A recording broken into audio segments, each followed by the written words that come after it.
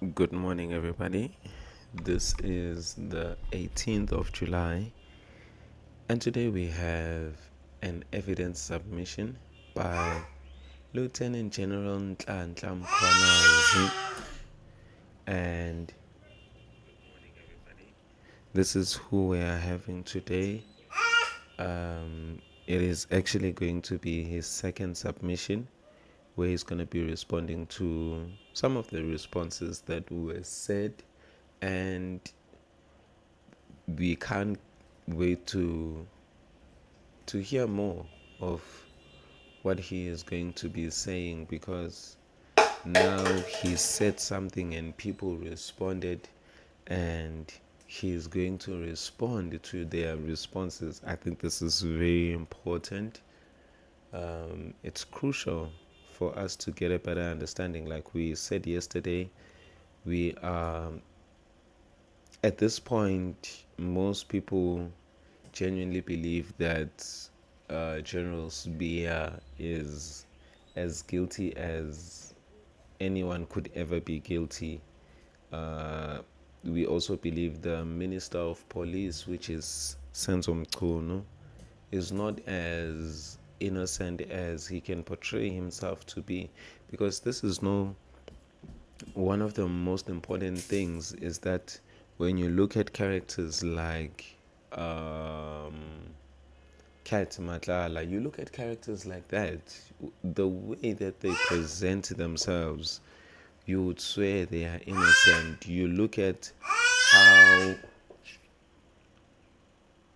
you look at how even the Minister of Police himself, Senzo Mkhunu, the way he would present himself, present everything, although we are able to tell, to say, at least for him, it was much easier to say, this one, I don't believe this one, he's guilty, you know.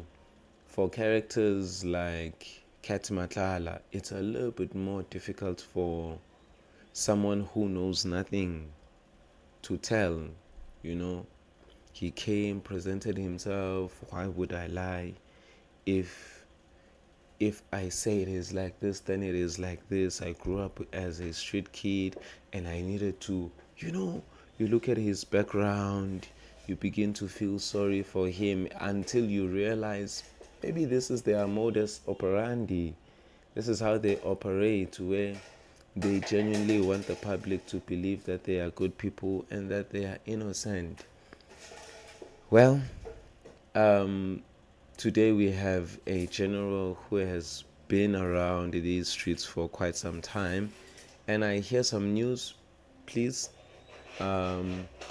just correct me if I'm wrong, but I hear General Mkhwanazi has secured his second term as the provincial commissioner of KwaZulu-Natal, which is very good for KZN, extremely good for KZN. And I believe the people in KZN are going to be over the moon. They are going to be joyous, as people really believe this is the guy who is really making a difference. People believe that General Mkhwanazi is basically our last hope. And so do stay tuned. Everything is scheduled to start at 10 a.m. Okay, so do stick around. It's gonna be in exactly 9 minutes, and do tell me what you think in the comments section. Okay, don't be afraid to voice out your thoughts.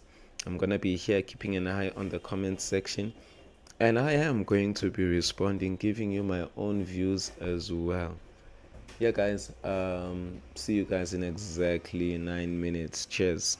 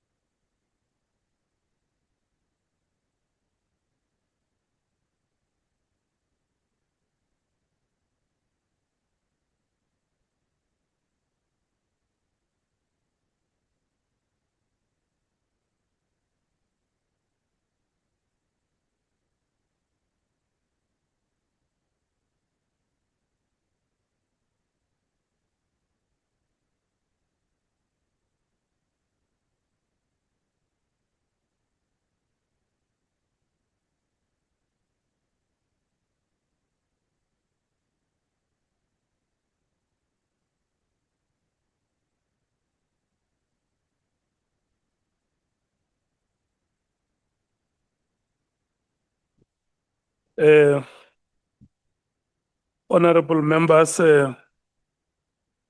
it is now 1 minute after 10 o'clock. Good morning to all of you. Good morning, Honorable Sangon.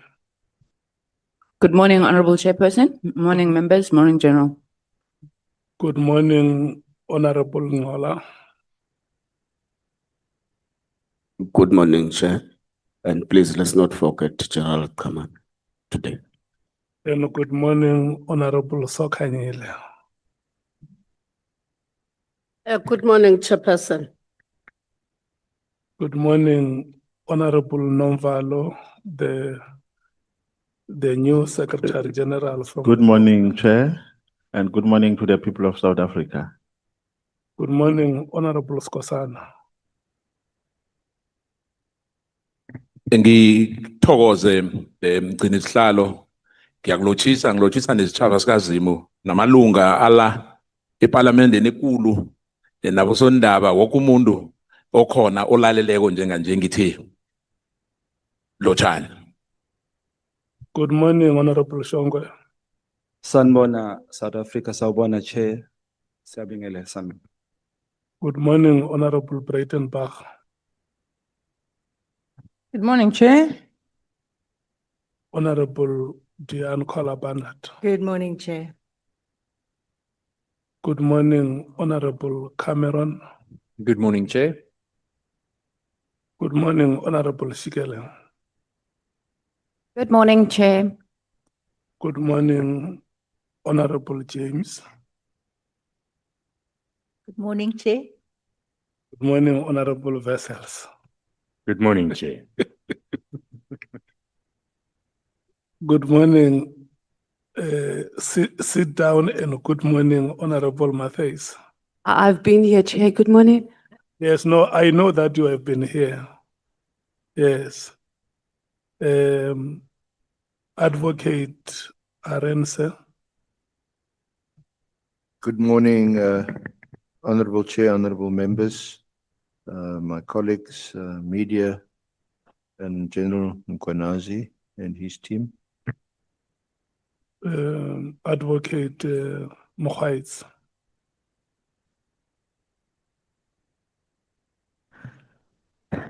Good morning, Chair. Good morning, honorable members. Honorable or Advocate Mkhize. Good morning, Chair. Good morning, honorable members. Good morning, General and your team. Yes. Honorable Sols, good morning. Good morning, Chair. General Ntantla Mkhwanazi, good morning. Sawubona Sihlalo.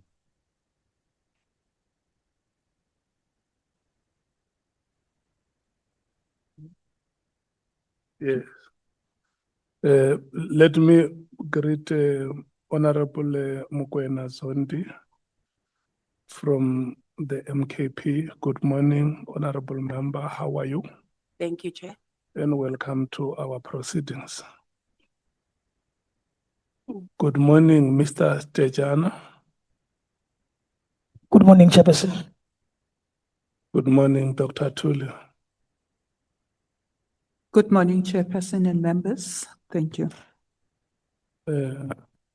Avenda. Good morning, Chair, and good morning to honorable members. The people of the Soutpansberg. Mr. Pallet Kwebo, good morning. Good morning to the staff of Parliament. Good morning to the staff of the political caucuses in Parliament.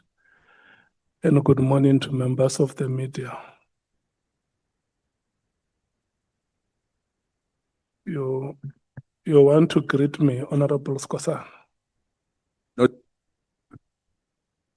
No, Chair, I just wanted to complete the introduction of Honorable Mkhwena. He's the Chief Whip of Mkhwanazi party in Parliament. Thank you. Okay. Good morning, Honorable Mkhwanazi, the Chief Whip of the MKP in the official opposition in Parliament. Thank you so much. Honorable Matthews. Chair, I think we should put it on record that the MKP party are looking very dashing with their suits, and the newly appointed SG even has a tie on. Thank you, Chair. If you remember what I said when we congratulated Honorable Nomvalo on his appointment, that the Secretary General is the personification of the organization. The way he dresses, we see the organization. The way he walks, we see the organization. Yes, you must go and look at the pictures of Walter Sisulu. You will know what the Secretary General is. Chair, it's about today's proceedings. Even if I was not appointed, we're going to wear like this. You must go and see the pictures of Reverend James Kalata. You will know what the Secretary General is. Go and look at the pictures of Tseki Soplaki. You will know the Secretary General. I will want to start by requesting the House to applaud my members today. They are meticulously dressed. They look fastidious. Can we give them a round of applause, the Honorable House? Thank you so much. You look very exquisite today. And I want to thank you so much, honorable members. This is the day the Lord has made. And I can see that the Spirit runs through your veins today. The day of the 6th of July, General Mkhwanazi, is the day the Lord has made. And the day of the 7th of October, 2025, is the day the Lord has made. And today is the day the Lord has made. Praise the Lord. Hallelujah, honorable souls. Honorable members, do we have apologies? I know that we have the standing apologies of Honorable Chopper. We have the apology of Honorable Malema for this week. Can I check if we have further apologies? Honorable Sangon. Yes, Chairperson, we have the apology of the Chief Whip. He will join us after 12. He's engaged in the Chief Whip's forum. Thank you, Chair. Okay, thank you so much. Honorable Skosana. Thank you, Chair. Honorable Mwango said I must pass his apology. He'll join us late. He's chairing a meeting now. Thank you. Thank you so much. The Democratic Alliance, Honorable Breitenbach. Thanks, Chair. We have no apologies except the Honorable Klopper. Okay. The EFF. The PA. No apologies, Chair. The FF Plus. No apology, thank you, Chair. The Action SA. No apologies, Chair. Thank you so much. Because today is our last schedule of our appearances, or the last appearance on our schedule. I'm going to extend my benevolence. I'm stretching my benevolence to the limit today. I don't want to spoil your excitement. And I don't want to spoil the mood. Because when you are on the terminus, on the finishing line of the race, your spirit is lifted very high. And I can see that today each one of you has that feeling that we started there and today we are here. So the chairperson can't spoil the mood. And so we are going to afford your time with the witness. And at the end, I'm going to afford each political party an opportunity to make a closing statement. Not on the evidence that would have been presented, but the people of South Africa who have been following us every day, sending us messages, giving us feedback. Sometimes the microphone is not loud. I think it's fair, Honorable Sangoni, Honorable Nomvalo, that you must speak to those people and thank them for their support, for their unwavering support and their tirelessness, because we have said it from the beginning that the work that we are doing, Honorable Souls, we are doing it in the name of these people and in the name of the Parliament of the Republic. So I must not ambush you. I must inform you from the onset that there is going to be that time graciously given to you by the chairperson to make those closing remarks. And also to thank the staff of Parliament and the staff of the political parties. They have worked day and night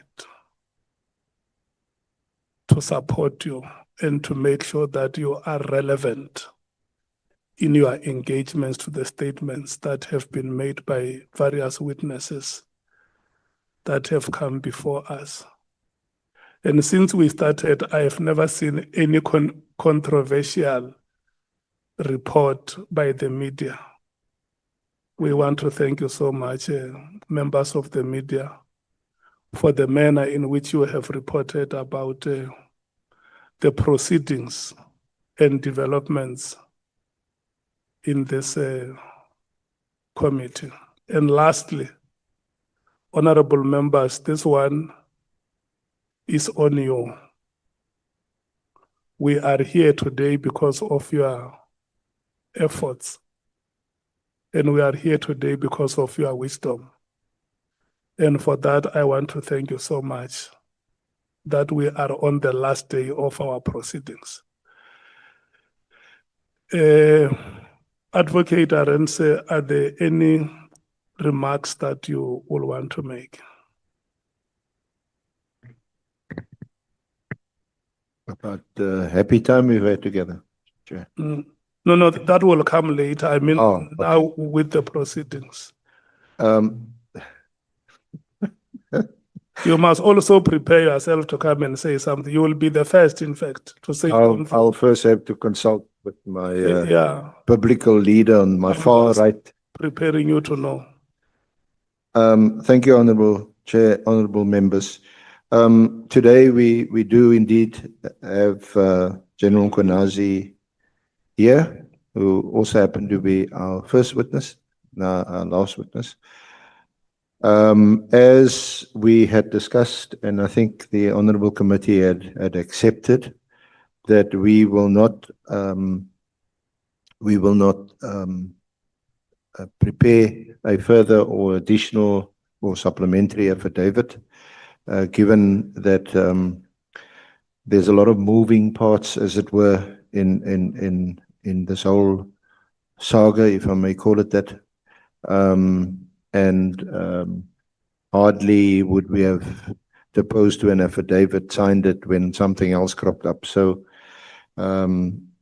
even today, we have an exhibit bundle of some exhibits that have come in pretty late. So, Honorable Chair, we are going to request you to swear in General Mkhwanazi as a witness, and then we will, as far as possible, of course, try and lead his evidence in accordance with a memorandum which we have prepared and made available to the Honourable Committee, a list of questions and themes that we intend to deal with arising or relating to developments that have taken place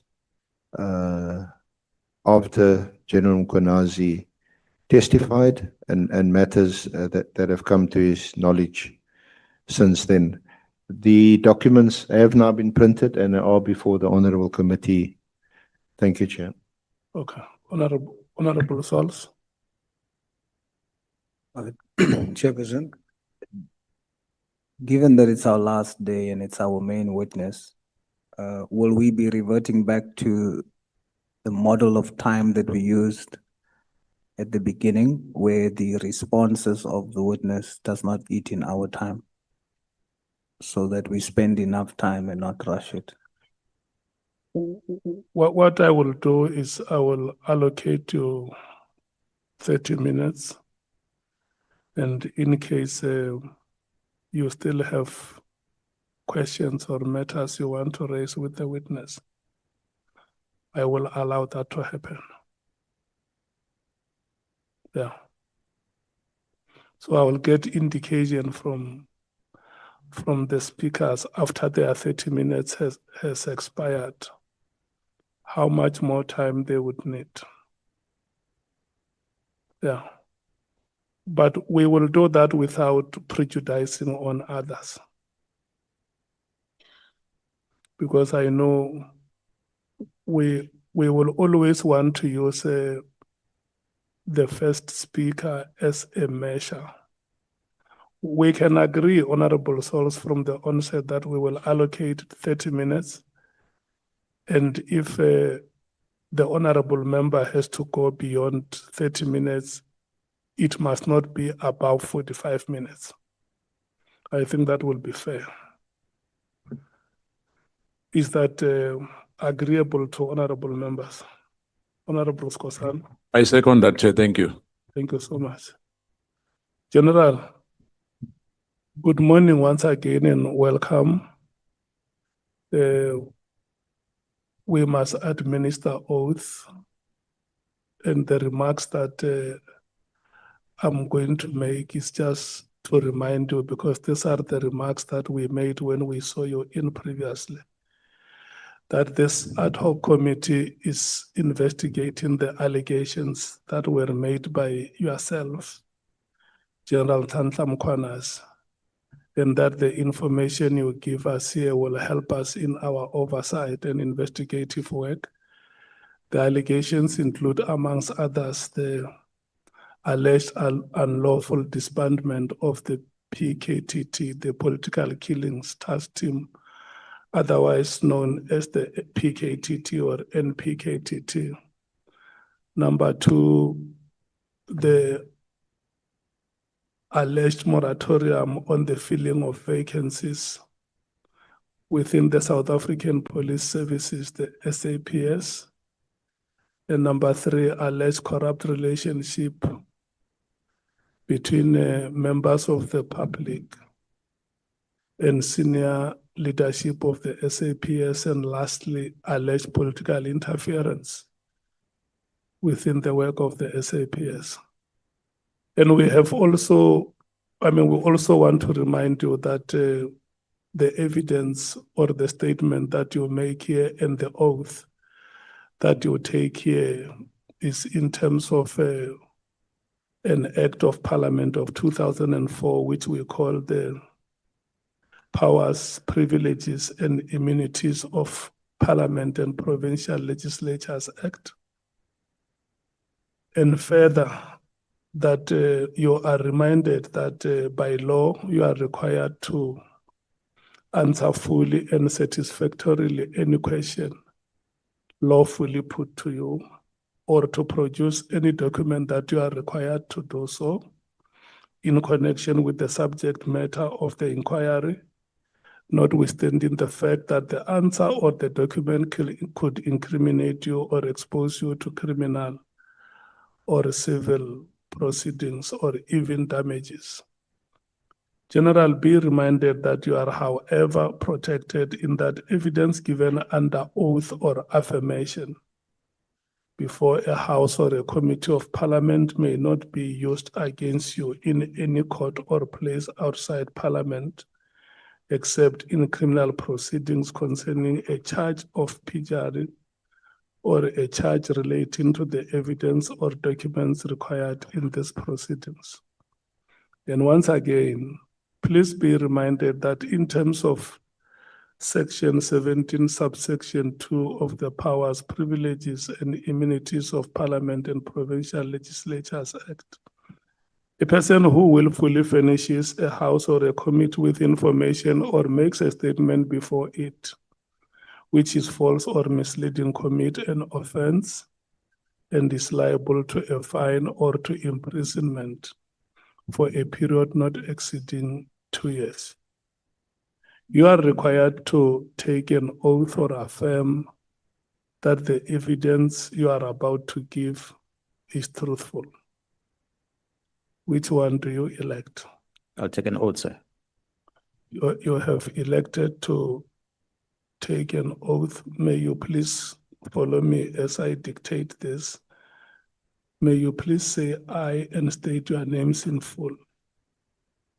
I, Nhlanhla Sibusiso Mkhwanazi, Say that the evidence I shall give swear that the evidence I shall give shall be the truth, shall be the truth, the whole truth, the whole truth, and nothing but the truth. and nothing but the truth. And so help me God. So help me God. Thank you so much. You are sworn in, and I'm going to plead with you to stay with us until we release you from your oath. I'm saying this statement because by now we have human experience of witnesses that may stand up during the proceedings and release themselves. So I'm pleading with you to stay with us until we release you. Thank you, sir. May I also plead that perhaps we should be mindful of the time seated there for health reason. I don't think it's good enough for individual to be seated in one chair for more than 2 hours. Yeah, we there will might need to be some consideration of we that. will give you convenience breaks. Thank you, sir. Today is the last day of our proceedings. Maybe before I hand over to Advocate Arensa, I just want to hear from you, General Mkhwanazi.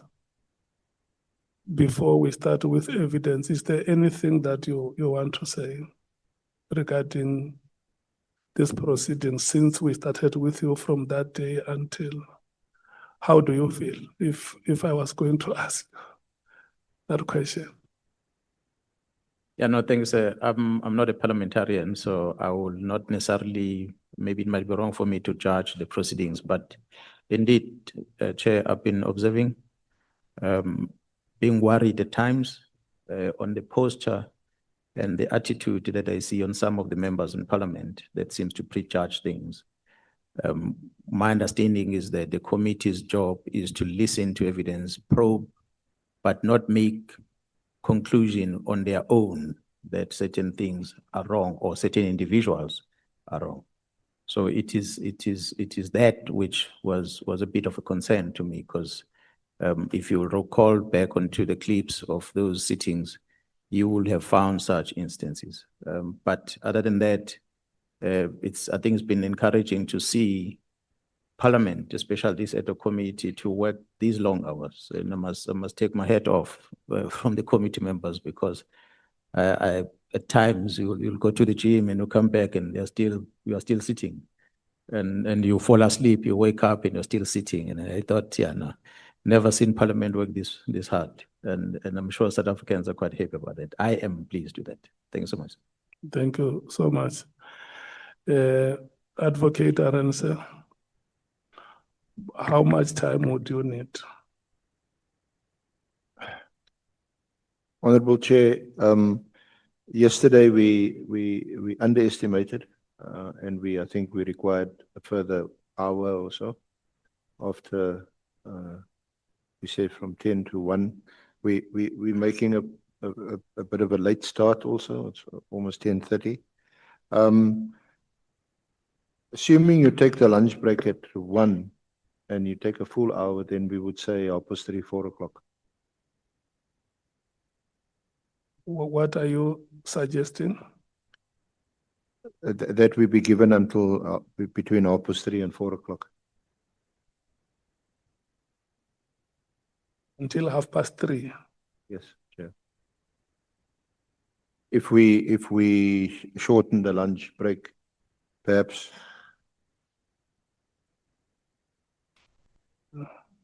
No, what we should do is that we will break at 1:30. So you will have 3 hours between now and 1:30. And then come back at 2. And when we come back at 2, we can only afford to run until 3. Thank you, Chair. Yeah. But we can't go to 4.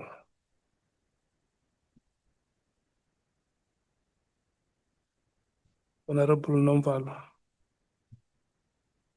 No, thank you very much, Chair. Chair, I'm not being inconsiderate, but I just want to make a kind plea to the Senior Council. We also have an interest on issues to be raised by the witness before us. And the evidence to be tested is very vast because there are many people who came after General Mkhwanazi, and some discredited his evidence, some corroborated with his evidence. So there are many issues which we have noted.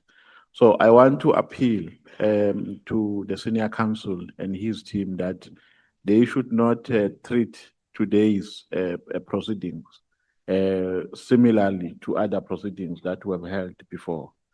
May they allow members more time because there's a lot of us, Chair, and we're only given 30 minutes and they get hours. So I believe that amongst themselves, they can collectively agree on how they can best summarize their session. So that is my kind plea, Chair, that at least we give them between now and 1:30. And then when we come back, we give an opportunity to members. It's a kind plea. Thank you very much. Okay. There is the proposal there. What is the take of Honorable Sangoni on that proposal? Thank you so much, Chair.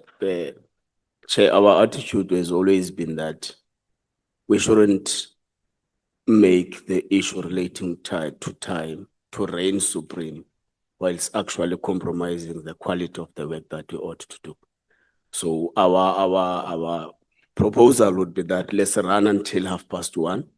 Then at 1:30, we then gauge how far they have gone. But I think they've listened to the plea from members that at least they must be able to squeeze themselves in. Then at 1:30 or at 2 when we come back, we can gauge how much time then we'll allocate them further from 2 p.m. Thank you, Chair. The DA. Honorable Breitenbach.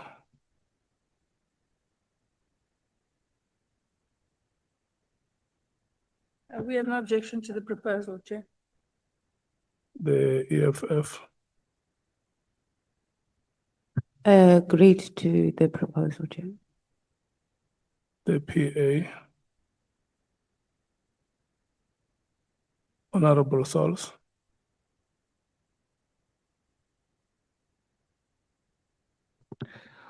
Chair, already we, as members, are seeking more time. And I think it is not correct for the evidence leaders to have the posture that they have ample time. So if we are expected to be disciplined and manage our time, the same should apply to the evidence leader. My position is they have until lunchtime and not until 3 or 4. Okay. Lunchtime, we come back and then we start. Thank you, Chair. Honorable Vessels. Thank you, Chairperson. Agree with the proposal. Let's not waste further time. Let's continue. Okay. Honorable James, We agree with the proposal. Thank you, Chair. thank you so much. Advocate Aaron said the overwhelming feeling is that let's do everything until 1:30. So I'm going to restrict my members not to interject you so that you are able to trot until that time. Thank you so much. Good luck to you and General Mkhwanazi. Thank you, Chair. General Mkhwanazi, since you were last here, we asked you whether there was anything that you may have neglected to say or couldn't say or did say that you may wish to address before we commence proceedings today. And one of those issues related to an allegation you made that money was paid by Mr. Matlala to Minister Cele. Do you recall that evidence that you gave here when you first appeared? That's correct, Chair. Yeah. And you will also recall that immediately after, I think it was during the course of General Cele's evidence, you contacted me and you indicated that you wanted to make a correction and you apologized and I conveyed that to the committee. You recall that? That's correct, Chair. Okay. Now you have deposed to an affidavit where you do indeed retract that allegation and you give an explanation why you have done so. Honorable Chair, if I may just hand up the affidavit. Have we got the original somewhere? I think an electronic copy. Okay. The original copies with parliamentary staff, and I think the electronic copy has been has been uploaded. So, General, perhaps if you have a copy in front of you, or you can perhaps just discuss it fairly briefly, if possible. Thank you so much, Honorable Chair.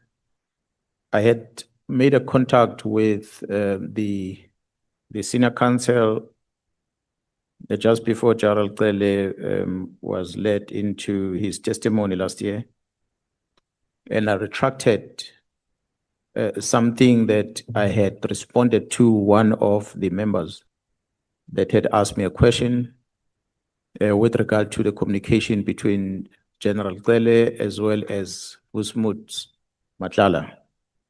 Honorable Chair, subsequent to that, I deposed of an affidavit which I think came to Parliament dated the 24th of October, where I was it 24 October, if I'm not mistaken. No, yes, 24 October 2025. I think there's a typing error here on my statements at paragraph 5, because it says 24. I think I've made it other error, but it was 2025 when I submitted that statement. Honorable Chair, I am trying to explain on this explanatory witness statement that I've presented to Parliament today, that when I appeared here in my founding affidavit that I presented before this ETO committee, I made it clear in that affidavit that the information that I was presenting before the ETO committee, it is information that I had obtained through documents that I would have perused and the people that had shared information. And what I was presenting was a collective effort of the men and women out there that are finding it challenging for them to carry out their task. So at no stage I had claimed that everything that I presented was solely from me. So it's information that will be provided to me by colleagues that are working on things. As I'm sure everyone knows that I am stationed in KwaZulu-Natal, and the majority of the things that brings us here, and I must applaud Honorable James when I listened to her yesterday, drawing our attention from PKTT to the real problem, which is drug issues that is happening in Gauteng.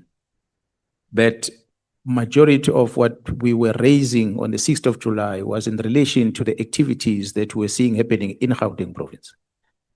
So therefore, the members that were working close with that have got different expertise, Honorable Chair. And as I was presenting and preparing the statement, I will obtain information from them. Some of them are analysts that will be providing information, and information that brought us to come together so that we can discuss this. Honorable Chair, in my statement, without going through it verbatim on every paragraph, I want to draw your attention especially to paragraph 7 or paragraph 6, maybe let me start there, and I'm going to read it into record, if you permit me.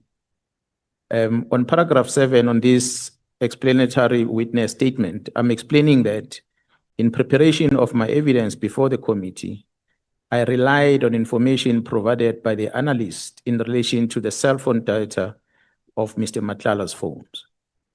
The analyst that worked on this was Miss Nonhlanhla Ketsekile, who is a lieutenant colonel in the South African Police Service. She's the one that conducted the analysis of the data from the 2 mobile phones of Mr. Matlala. Colonel Ketsekile subsequently deposed to a statement wherein she explains how the error occurred.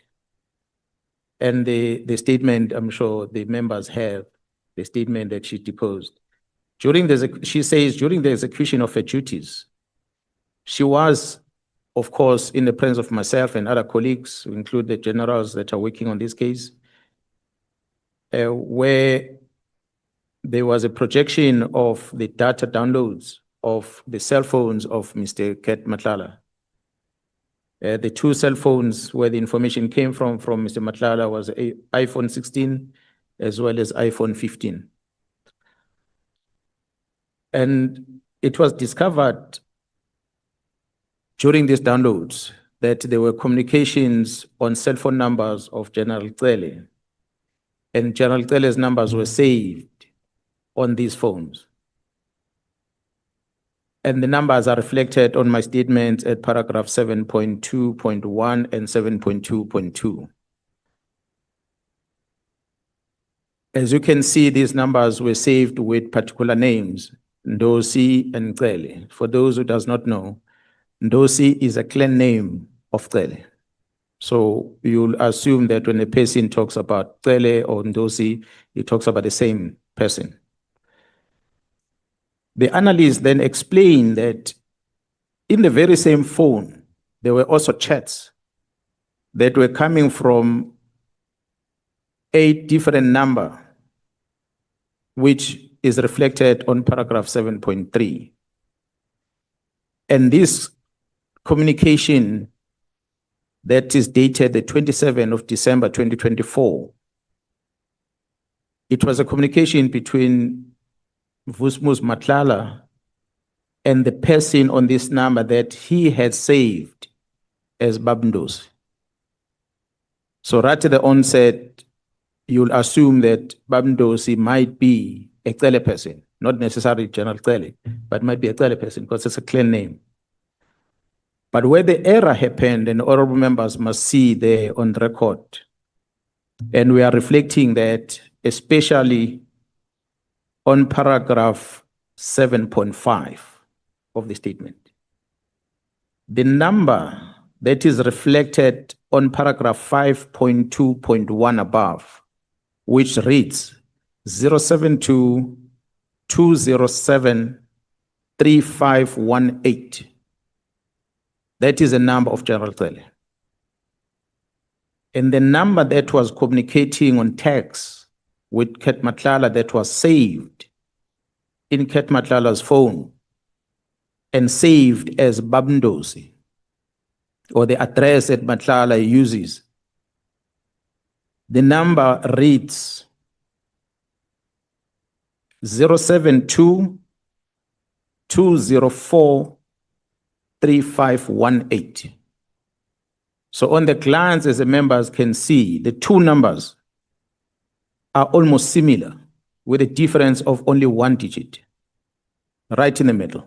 That's one digit that differentiates between the two numbers. The system that an analysis notebook that the analyst was using in punching the numbers and tracing the communication, I think the system drew a different number because of this confusion in the middle. Now, the analyst does submit a statement, or she has submitted a statement, both before this committee as well as on a criminal investigation that has been investigated by IPIT as a result of a case of perjury that Mr. Adams, the honorable member of this parliament, have opened as a result of that error. So she did submit, which we will have to account for on a criminal investigation. But she did submit her statement to explain how this error occurred. So we were upfront to withdraw that statements made. We've put in a statement supplementary in that regard, and we are here today to submit an explanatory statement on how this error between these two numbers occurred. Honorable Chair and members, we also believe that the very same Vusmus Matlala made the same error. He might have been under impression that he's communicating to someone else, Ndosi, Babndosi, that he addresses as Babndosi himself. Why do we say that? We say this because, Honorable Chair and members, the owner of the number that the mistake happened resides in Mpumalanga. His name is here. I'm not going to read it for privacy, but the members is reflected on the statement. The owner of this phone number has given us a statement as well, where he explains that he received a number of messages, WhatsApp messages with bank records, statements that he did not understand what was it about. There were a lot of them. And he then responded to try and get a conversation from the person who's sending him these documents. He sends him a message, he said, hey, and then the person responded. And next thing, there was an exchange of a bank account because it seems like Ed Matlala needed to put money, give money to this person. And this person gave him capital account. And this Ed Matlala deposited the money into this account. And this man was appreciative, he's unemployed, and he said he took some of this money, gave it to his girlfriend. And he wanted more money because he doesn't know who's this person that is donating the money to him that he does not know. It is then when Vusmus Matlala realized that looks like he's talking to a wrong person. And Vusmus Matlala says on the WhatsApp message, who are you? So he's asking this guy that he has already given the money to, who are you? And this person explained, no, I'm so and so. So immediately after that, Matlala deleted all the messages that he had sent. He retracted all those messages from his phone. So a statement from that owner of that cell phone is here. The downloads from Matlala's phone does show those messages that the members or that the witness is talking about that were sent by Matlala to him. And they are reflected, attached to the statement, at the back of the statement, that the members will be able to see them. Right at the back, there's quite a lot of messages that Matlala had sent to this guy, and he later deleted all of them. So we believe that Matlala made the same error, Chair, that we also made, simply because a number between this gentleman and Cele differs with only one digit. I think it's digit number 6. The other one has got 4, and the other one has got 7. The rest of the other numbers, they are exactly the same. So that is what we are submitting, Chair. It was not an intention for us to mislead this committee. It was an error that was made when the analysis team extracted information, which was discovered by the very same team when the investigation was conducted further. And when we established that, no, this is not a real person. And that's why we withdrew the statements that we made, which we had right at onset indicated that what we are sharing, it's any collective information that come from different colleagues in the service.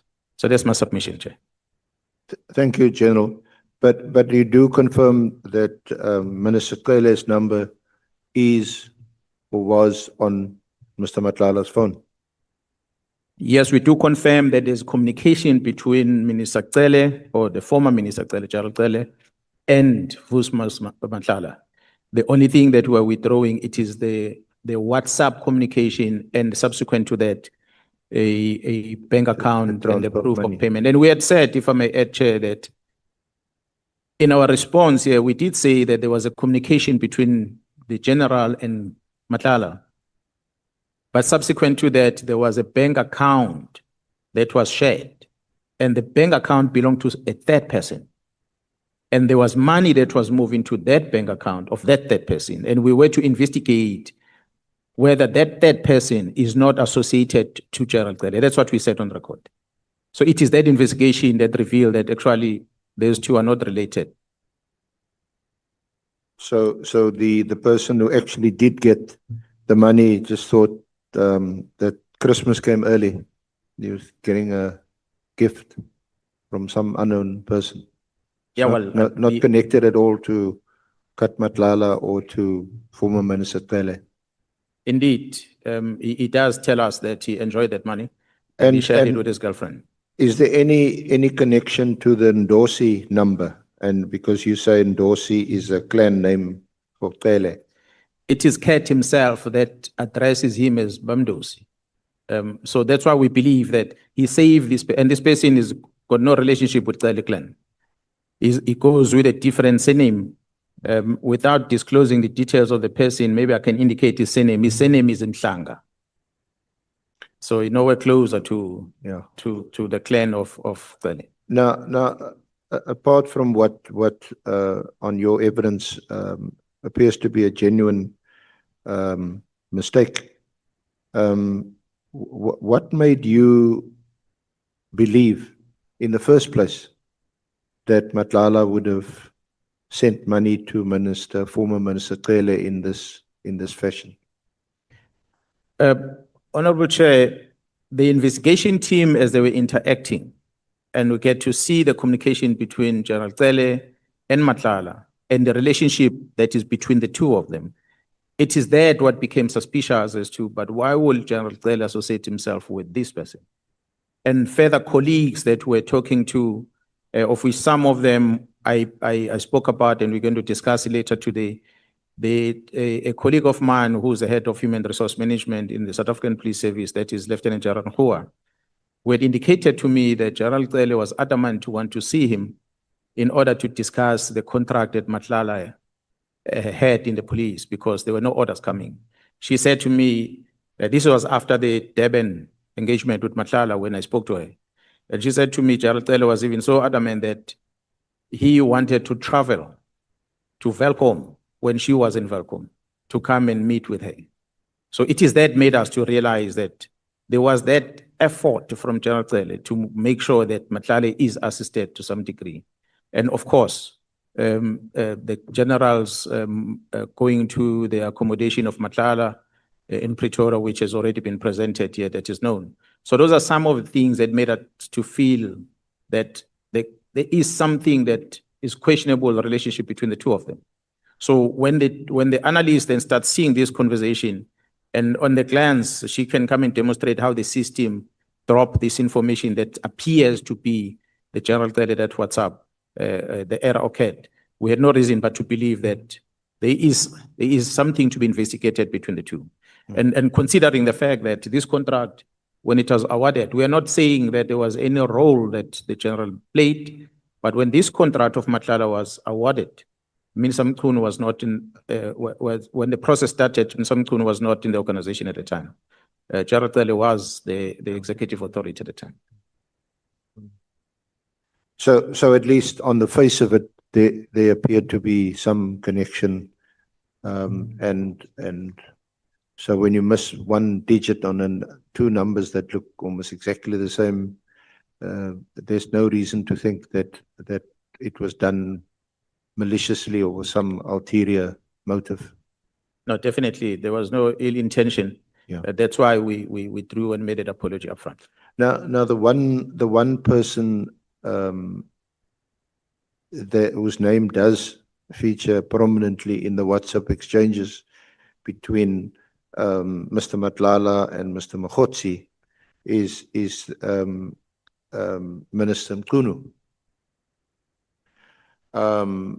And Minister Mkhunu had handed up an affidavit that was deposed to by Mr. Matlala, where he says words to the effect that there's no relationship, no connection. I forget the exact wording now, but something to that effect. We'll find the affidavit and read it back to you. But words to that effect. Now, you had subsequently also been handed some information which indicates that may not have been the case. The impression is created by the affidavit handed up by Minister Mkhunu that Matlala almost volunteered to give that information and deposed to an affidavit while he was at Kgosi Mapuru. Now, you have made available to us, which I will ask that they flight a handwritten letter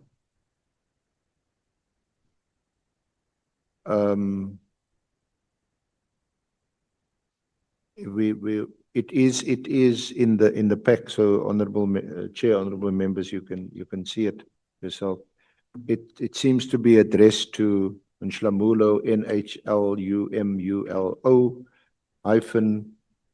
-FYI for your attention or for your information, and it's a handwritten letter. Perhaps first just explain how you got this letter into your possession, and whether you know who this person is who wrote the letter or allegedly wrote the letter. Have you verified the contents of this letter? Have you sought to authenticate the letter? Just give us some background to this letter before we go to the relevant parts, please. Thank you so much, Chair. Honorable Chair, a cousin of mine stays in Johannesburg, and she works in Johannesburg as well. She called me and told me that there is an information of someone in prison in Pretoria that wanted to see me and share information with me. But of course, I was in Durban and I could not just be in Pretoria, but I indicated to her that I'm going to be on my way to Pretoria. So if there's something that you want to share, I can meet up with you somewhere, collect whatever that you have collected and come and give it to me. And we made that arrangement. I traveled to Johannesburg and I met with her at, I think, Woodmead, if I'm not mistaken. And she gave me a handwritten document. And she gave me a bit of a background as to where does this handwritten document come from. So I took that and I was on my way to the Interpol conference in Morocco. I then thought I was going to be able to take time and read it and get to see whether what is written there can be of any assistance to anyone.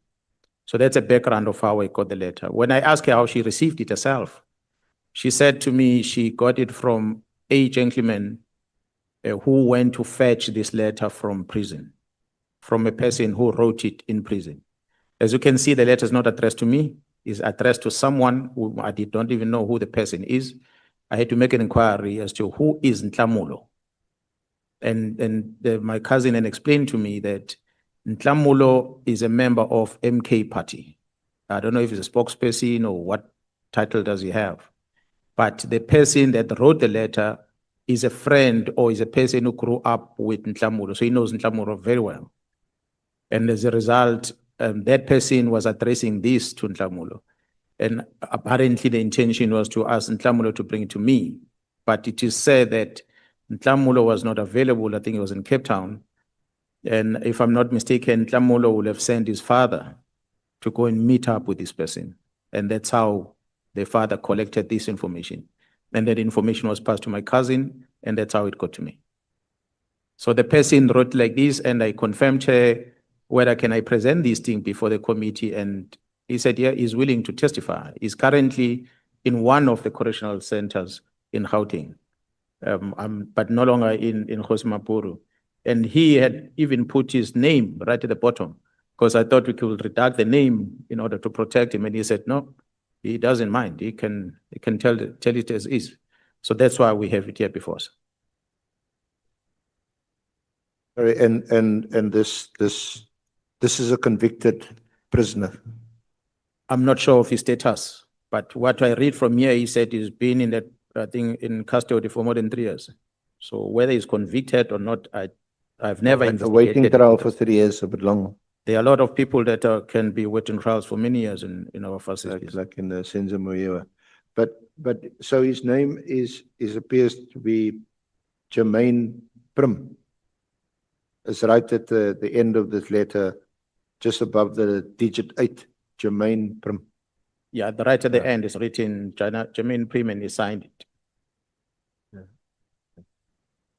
Now, this letter is Jermaine Prim, the author of this letter. Is he writing this letter on the basis of information that he is now getting from Vusi Matlala? What I was informed is that this person was in the same correctional facility with Ket Matlala, and he interacted with Ket Matlala throughout the whole process.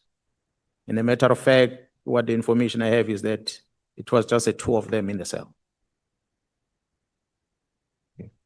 Now, you haven't verified this for yourself or through your investigating team or through any investigating team?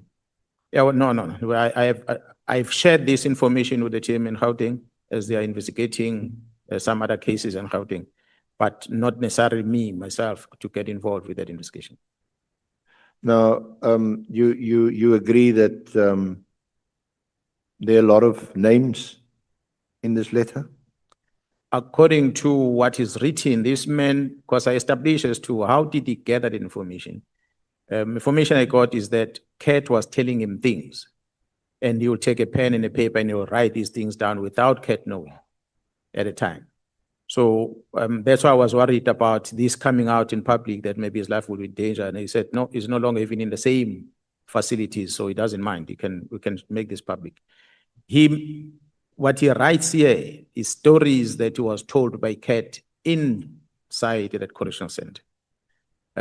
But he also make his own remarks about his own issues here that has got other names. As I said, it's not something that has been investigated by me. I'm sure the team that gets to see this, they will interview him and try and get more information, because there are somewhere in this statement of his where he makes some allegations against some of our senior public figures of government. But that is in brief.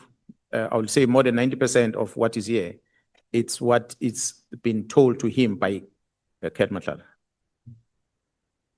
Now, what makes you believe that this letter or copy of this letter is authentic, and that is indeed what Jermaine records, what Kat is telling him?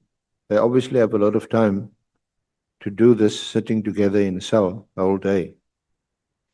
Honorable Chair, the things that are mentioned here are matters that Some of them I was not aware. One of them is I did not know how the minister obtained Kat's affidavit that he came to present here. I did not know that, and I never investigated, but it was presented before this ad hoc committee. Some of the things that are mentioned here include the meeting that myself and Kat had in Durban. It's mentioned in this letter because Kat told him that. So this person wrote the things that had not been made public, both in this ad hoc committee as well as at Madlanga Commission. So it is there that made me believe afterwards that this person is legit on what he's talking about. The stories that he's putting out there from Kat, at least, might need to be considered and be investigated further, because we have already had some of these things that he's talking about. And this was before a lot of these things presented, and I think it's something that happened before even the minister came to testify, if I'm not mistaken. There's no date on the letter when he wrote it, but when I inquired, was that when the father of this Mtlamulo went to collect it, they gave it to me 2 days after collection of this document. So obviously need to be verified, some of these things, whether are there any facts on them or not. But it's stories that later, when testimonies are presented at the commission, as well as collaborate some of the information that is here. The issues of Ekurhuleni, amongst others. So we need to be clear that this letter constitutes hearsay. Yeah, it is indeed, until the author is tested on it. But from my side, as I said, I'm the third person that receives it. The person gave it to a gentleman, the gentleman gave it to my cousin brought it to me. Sort of double, triple hearsay. Yeah, part of why I'm giving it here is because he explains the how part of an affidavit that the minister brought before this committee, how it was obtained. And then the relationship, it seems, between himself and the minister, that seems to be in a way direct, not indirect as we presented, because all along we've been seeing Minister Mkhunu as communicating with Kat via other people like Mkhwanazi and amongst others, but not a direct conversation. Yeah, I want to go to that part only of the letter that is relevant to what you're saying. But well, obviously it's up to the honorable members if they want to ask you questions or examine you on any other part of the letter, but it just seems to me to be almost irresponsible also to refer to other aspects where a number of prominent personalities are mentioned in this letter. But as you rightly say, this all needs to be investigated, or is maybe the subject of investigation, we don't know. Now, the relevant paragraph is the one, honorable members, it's marked number digit 2, it's circled. I think it's still, yeah, it's still on page 1. Do you have it, General? Yes, yes, I see it. Is this the part? On the 22nd of September, is that I received legal visit from my attorney,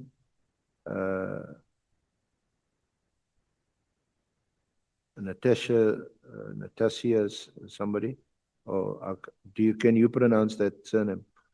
Oh, it's not. On arrival at the legal visit, I found Busi Matlala there. There were 2 white guys there to see him, in brackets, lawyers, close brackets. They handed him a paper to sign. He took it and signed it and handed it back. He did not even read through it. He then left and continued my legal visit.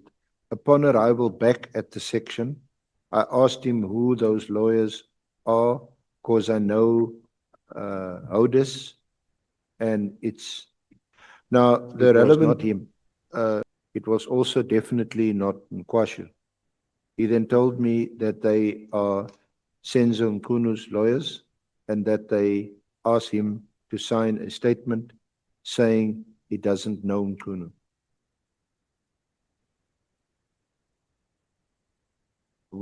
And then paragraph 3, when Vusi Matala arrived in CMAX in July 2025, he told me that he funded Senzo Mkhwanazi's election campaign as Mkhwanazi was campaigning to be the president of South Africa. He also said he gave him money for the ANC January, in brackets, I think January, and he's got 18 conference, which they have yearly. He said just for the January conference, he gave him over 4 million rand. I was shocked because I've been in CMAX for 3 years. We don't have radios, newspapers, or TV, so I didn't know all this was happening. He told me Senzo Mkhwanazi is the Minister of Police. He also told me about his case and the police. We spoke daily. He said that he's friends with Cedric Shabia, who is head of investigations and detectives in SAPS. He went in depth and said that Shabia told him to open a case against Mkhwanazi. He said Shabia gave him information of the special task force having kidnapped some lady who works at forensics and then seizing her computer. Shabia also told him that Mkhwanazi is under investigation. He told me many other things about Shabia. Then paragraph 4, a few days after signing the statement, which Mkhwanazi sent for Vusi, he told me that Mkhwanazi sent a message to his wife explaining that he is happy, that Vusi must just sit tight, and in quotation marks, help is on the way, close quotation marks. Vusi said, he said, help, all in capital letters.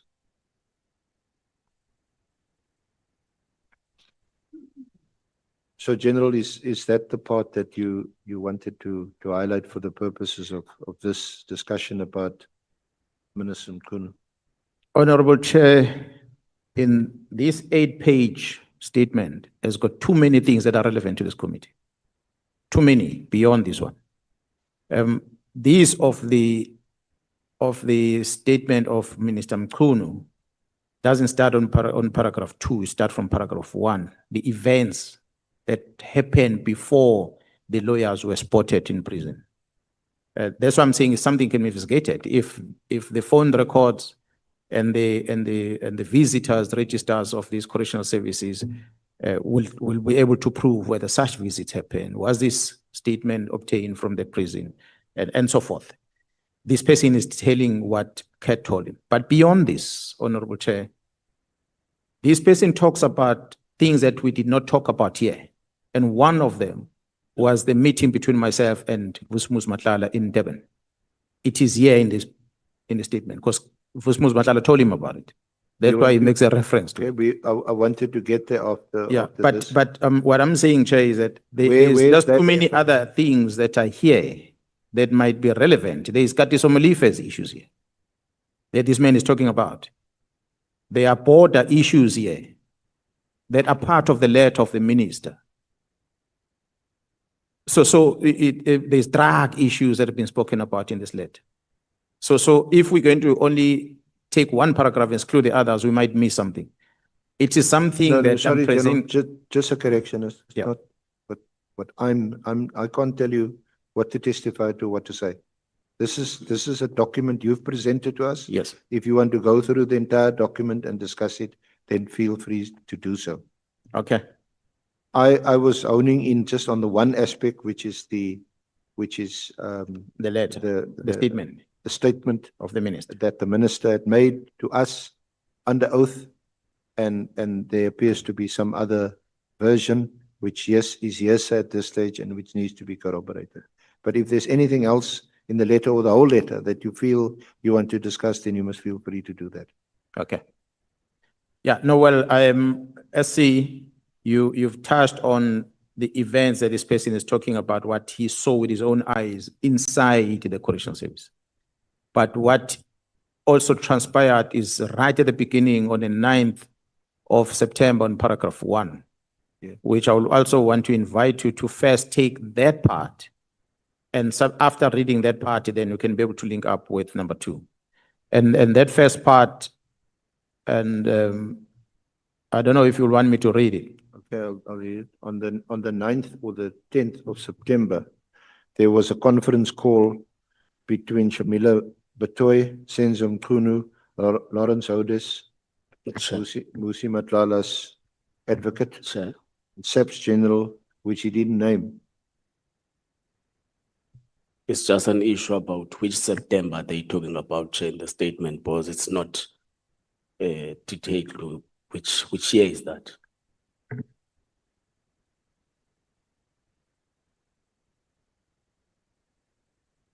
Chair, if I may respond to that. The statement is as it stands. So the person who's an author, that's why I'm saying that this needs to be investigated further, because the person who's an author that wrote it like this. So the years honorable member is asking is not written, and I cannot say it is which year. It is my assumption that this happened when Kat Matlala was in custody. So if it happened when I was in custody, it might mean September 2025. But I'm not an author. I cannot guarantee. I don't want Honorable James to go to prison, police station again, and open a case against me. Honorable James. Sorry, Adams. Did I say James? My apologies, Honorable James. Honorable Adams, I meant to say. My apologies. Allow me, Chair, because you said no earlier on. Apologies, I have a clarity seeking question. General Mkhwanazi. Yes, ma'am. Did you profile, number one, you know what is concerning here? Did you profile Jermaine Prim? That is the first thing I want to ask you. Secondly, I'm thinking now if it's coincidence that all three of these people, Kat Matlala, Bester, and Jermaine, are all allegedly in CMAX. So the only way that Jermaine can listen to conversations of Kat Matlala is if he's on a cell phone. How do you explain Mr. Matlala then having a cell phone in CMAX? That's my first concern. My second concern is that Tabu Bester is also in that same block in CMAX. We've now received correspondence from Bester, from Jermaine Prim, and we've heard from Mr. Matlala. I am worried. I have background, sure, without compromising myself with this. I think I'm going to leave it at they are in CMAX. Why do they have access to cell phones? I'm going to leave it at that for now. Thank you.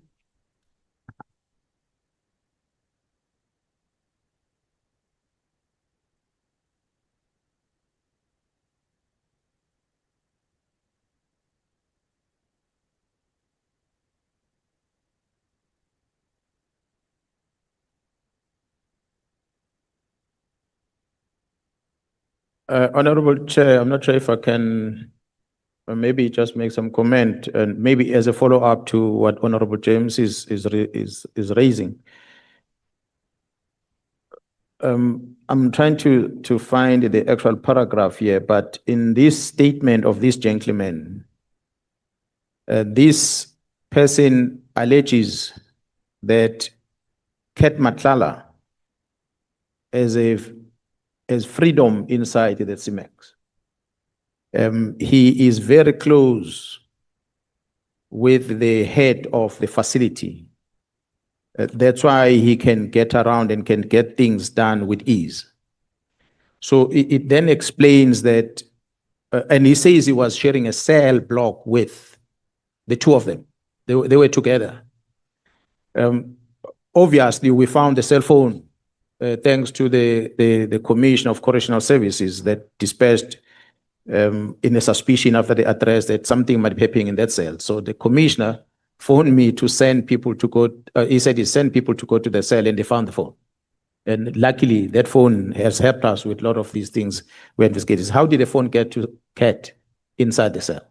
It's again a question mark, but what this man is saying, the relationship that Cat has with the head of the center and some officials within that center, it's clear that Cat can get whatever he likes inside that place. I'm not going to explain part of the reasons why there was a motivation for him to move away from there, but that's part of the problems that has been experienced, which the head of correctional service, the commission, also identified. Thank you.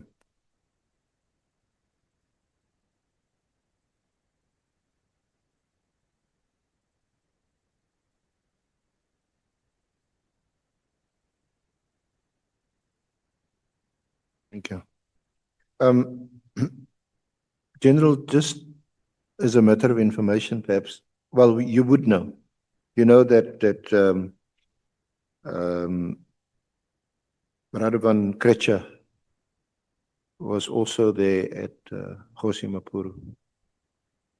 In fact, he may still have been there when the Honorable Committee had a sitting there. You know that or knew that? Radovan Krecha was also at Kgosi Maphuru. No, I was not involved in Krecha. I know he was in custody, but I never pay attention until I get to know about the KZN leg of it. I'm saying this because perhaps the author of the letter was mistaken, because the name of Miss Natasha, I think the spelling is Otrebski, Otrepski. She is Krecha's attorney. And he was also there, and that paragraph mentions her legal visit. Also claiming to be his attorney, the author, Jermaine's attorney. Yeah, well, I think there's quite a lot of lawyers that are representing dodgy characters in our country. You just have to go in the system and check who is a lawyer has ever appeared on behalf of both Cat, whether he's a Jermaine guy, whether he's a Thabo Bester, whether he's, I know of a controversial lawyer that has also been part of the AKA murder in KZN, which are controversial figures, but I'm not a legal person to say much about it. It's just an interesting thing to notice as a police. So we went back to paragraph 1. It said on the 9th or the 10th of September, there was a conference call between Shamila Batoy, Senzo Mkhunu, Lawrence Odes, Vusi Matlala's advocate, and SAPS General, which he didn't name. Odes added victim Kwashu to the call. The reason for Odes adding Kwashu was for Kwashu to facilitate what was being discussed. The plan and reason for the call was to get Vusi Matlala to sign an affidavit that states he doesn't know Senzo Mkhunu. Apparently, Kwashu told him to first show good faith by granting Vusi bail. He then refused to take any part in it unless they signed or they granted Vusi bail. First, Vusi was quite angry that Kwashu refused to facilitate this. Vusi then explained to me that Odes and Shamila are good friends, and that Shamila and Senzo Mkhunu are also very close. That is why Shamila Batoy is trying to help Senzo Mkhunu. Vusi also said that Andrea Johnson was also part of the discussion and that she's on board. I also know that there were people from IDEC at the prison to see Vusi on more than one occasion. He explained to me that the purpose of the visit was for him to help them discredit General Mkhwanazi. He apparently said he was at Mkhwanazi's apartment in Umhlanga, and it's called the Pearls of, not sure what pearls of what.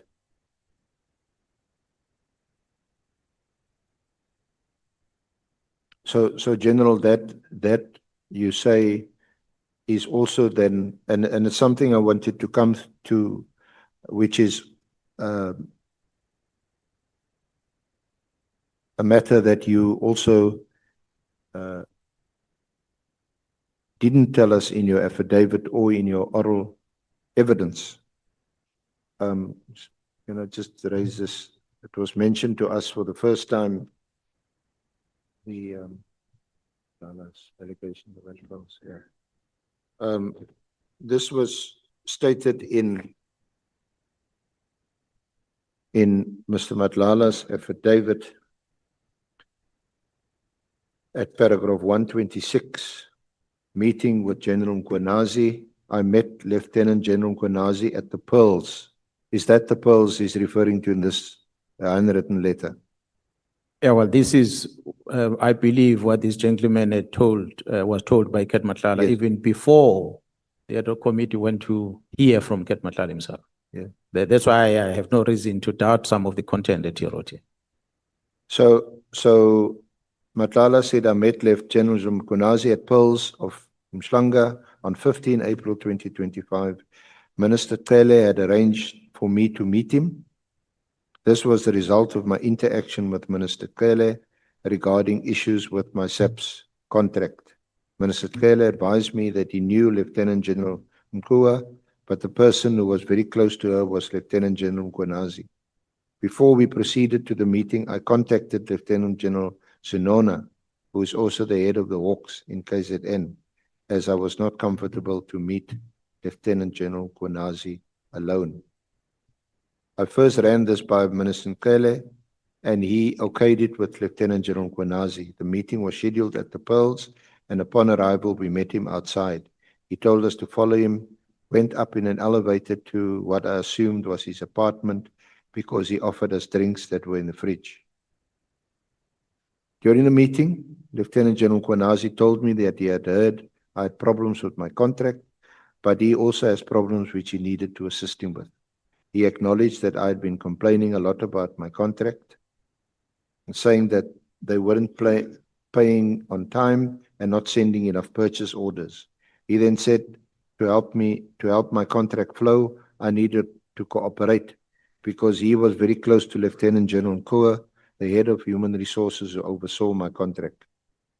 Lieutenant General Mkhwanazi essentially stated that Lieutenant General Nkua is a stumbling block, quote unquote, and is collaborating with the previous service provider, Metropolitan. He even claimed that she had purchased properties, converted them into bed and breakfast, and used money from Metropolitan, suggesting corruption because her salary could not cover such purchases. Lieutenant General Mkhwanazi provided me with the address of her latest purchase, which was a house in Pretoria East. The message I got was clear. If I wanted my contract to proceed smoothly, I would need to, quote, work with her and give her money, unquote, or my contract would be terminated. He was indicating that police officers, even generals, could afford these things because they collaborated with service providers like myself. Lieutenant General Mkhwanazi indicated to me that he knew I owned a property in Midstream Estate. He further indicated that he had a problem with a person in the same estate and asked whether I knew a person by the name of Ishmael Nangi. I informed him that I knew this person, but I was close to him, but I knew my son and his son attended the same school, and my wife and his wife knew each other. I informed him I would request my wife to set up a meeting with him. So the reason why I raise this is also, that's also one of the issues which you didn't raise before us when you first appeared, either in your affidavit or in oral evidence. And so the question is, why didn't you do so? Do you dispute that such a meeting took place? We know from the evidence we heard, Mr. Matlala's evidence at Khosi Mapuru about this, and also General Sinona's role in this.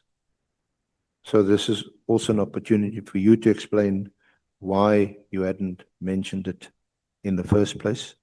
And what is your version of what happened there? Thank you, Honorable Chair. When I appeared before this ad hoc committee, I was presenting in the main the incidents that are prohibiting the police from executing their duties, where we believe the minister has enabled these people to block the police stations. And of course, not the minister doing the bad things, but the people that are doing the bad things are police officers, and some of them within the entire value chain of justice system officials that are participating on this matter. The meeting of Ket Matlala, we did not see it as a need to present it because it was a meeting that was helping the investigation to uncover some truth about that which the team in Gauteng was investigating. So Ket Matlala, when he met with me in that meeting, he was afraid of the people that he was talking about. And he made it clear that what he's sharing with me in a straight language, you will refer to as snitching to people. So he was giving out information that would have compromised his safety. So he was giving out information that if it were to come out, maybe his life and his family would be at risk. What I like, that's why we did not communicate. But what became evident to that is that the person who facilitated the meeting, Jairus Nona, when he appeared before Matlanga Commission, he was afraid to name those names. And when Ket appeared before this commission and introduced that meeting, I was not in the country. When I became aware of it, I then sent a WhatsApp message. I actually tried to phone Jairus Nona. He didn't answer the phone. When I sent him a message to outline what the meeting is about, the same message that after sending to Snona, I shared with yourself, Senior Counsel, on the Yes, we'll ask for that, if it's possible. We'll ask for that, those WhatsApp messages to be flighted. But continue in the meantime. Perhaps what I can say then, Chair, is I've indicated why didn't I introduce that meeting, that I did not see the need of that meeting to be discussed before this commission, because this committee, because... Sorry, General, to interrupt. The WhatsApp copy is in hard copy, I think, before Honorable, yeah, and the letter from Sonona's attorney. So you can refer to it, General. Thank you. Okay. Honorable Chair, I still feel that Ket Matlala was used by people to try and paint a picture that as a person who looks like a bad person, but he also met with me. And as a result, people will start questioning my credibility. I did not disclose the meeting, and I'm glad that he is the one that introduced the meeting, because the people he spoke about are subject to the investigation by the GCI Ops in Gauteng. And I did not want to disclose it because I had made a commitment that I will not disclose any meeting that he is giving me as an informer. So that was the reason. But he introduced the meeting. You didn't, this meeting, was Lieutenant General Kumalo aware of this meeting, or that the meeting was going to take place? Or did you already discuss with him as the investigating officer that this meeting would take place? Thank you so much, Honorable Chair. Perhaps the members must give me time to listen to this story, because I don't want you to get it halfway. How does it happen that I get to meet Ket Matlala right at the beginning? And when the members are listening to this, you're going to tally with a sergeant that was sitting on this chair from Mpumalanga that was brought by Mr. James to this house to come and open a case in Cape Town, that allegations of kidnapping and torture. Mr. Adams. Oh. And I'm looking at you, Honorable James, but I'm saying the name again. I don't know. My apologies. It's the second time I'm doing this. I'll take the fine, ma'am. Sorry about that. Yeah, Honorable Adams, the sergeant that came here and said things. So I'm going to link all these things together so that you have a clear picture of everything. I work in KwaZulu-Natal as the head of the police in the province. I report to the National Commissioner. I'm assisted by the colleagues from the national units. One of the colleagues responsible for the national unit is Gerald Snona. Gerald Snona is responsible for DPCI. DPCI does not report to me. They are assisting KZN, but they have their own specific responsibilities. And another one that assisted me back then, I'm sad that Mr. Adams is not here today because I wanted to talk to him. I'm sure he's watching the TV. Perhaps must look at the screen. The one person that assisted me is Major General Chika. Major General Chika was the head of crime intelligence in KwaZulu-Natal during the time of riots. He was the one that Honorable James should be blaming for the failure, if any. Adams to be blaming for the failures of intelligence, if any, it is General Chika, because he was the head of crime intelligence in KZN. So I have crime intelligence, which is a national entity. I have DPCI, which is a national entity, and then myself in the middle. So from time to time, we're going to be communicating with colleagues. As when Chika is going on retirement, I'm away, I'm on his farewell, and I'm talking to the division to make sure that they fill up that post. The post that has since been vacant from that time to date has not been filled. But the National Commission told me that they are finalizing the process to get that post filled. But it's 12 months down the line. We still don't have a head of intelligence. General Snona is a person who comes from Gauteng. He was appointed in KZN. So I interact with General Snona. But I'd already heard of a name of General Snona even before coming to KZN. There's one former warrant officer, Malinga, who used to work at Organized Crime Pretoria, who still today is undergoing court because of issues that he and General Snona were involved with while they were working in Pretoria. I don't want to get into the details of that, but there's a case that is dragging forever that does not end. So that's how I got to know, because I knew Malinga, and Malinga will tell me about General Snona at the time. So that's how I got to know about Snona even before meeting him. But fast forward, I'm in KZN, General Snona is the head of DPCI in KZN. I will not remember, Honorable Chair and members, the exact date, but it will be 2 or 3 years back. General Snona approaches me, and one of the conversations we're having, he says to me, hey, I'm thinking of resigning from the police. And I ask him, when you want to resign from the police, where do you want to go? He says, no, I'm going to join a security company of my friend. And this friend of mine is from Mamelodi. He's got a very big security company, and it's Matlala that is in charge. And I said, no, well, I stayed in Pretoria. I've never paid attention of the security companies like that one. And he says, no, this guy is big. There's a lot of police officers that are working for his security company and so forth. He has just got a contract in Lesotho. So he wants me to go and run his project in Lesotho. So this is Nona talking to me. So I then discouraged him from resigning. I said, but you are left with 2 years before you go on retirement. If this is your friend, why don't you retire after 2 years? And thereafter, you then go and work for him. Remember, I don't know who this Matlala person is. And then he took that advice, and he said later afterwards, said, hey, no, I took advice. I think I must wait until 2 years is over. But fast forward to that.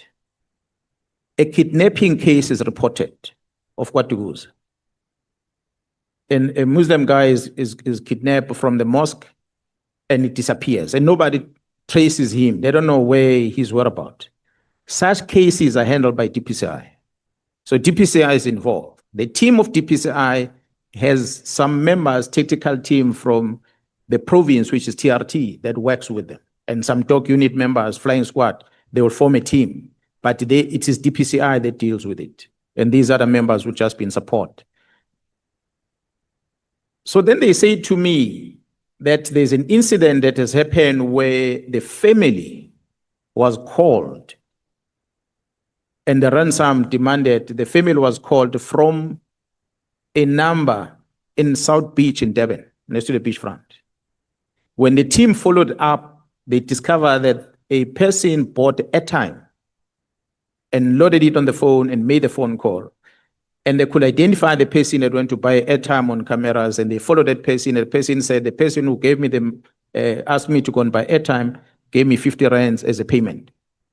So person was paid 50 rand to go and buy airtime from the tuck shop and give it to this person. And this person was sitting in the car, and the car was parked in this place.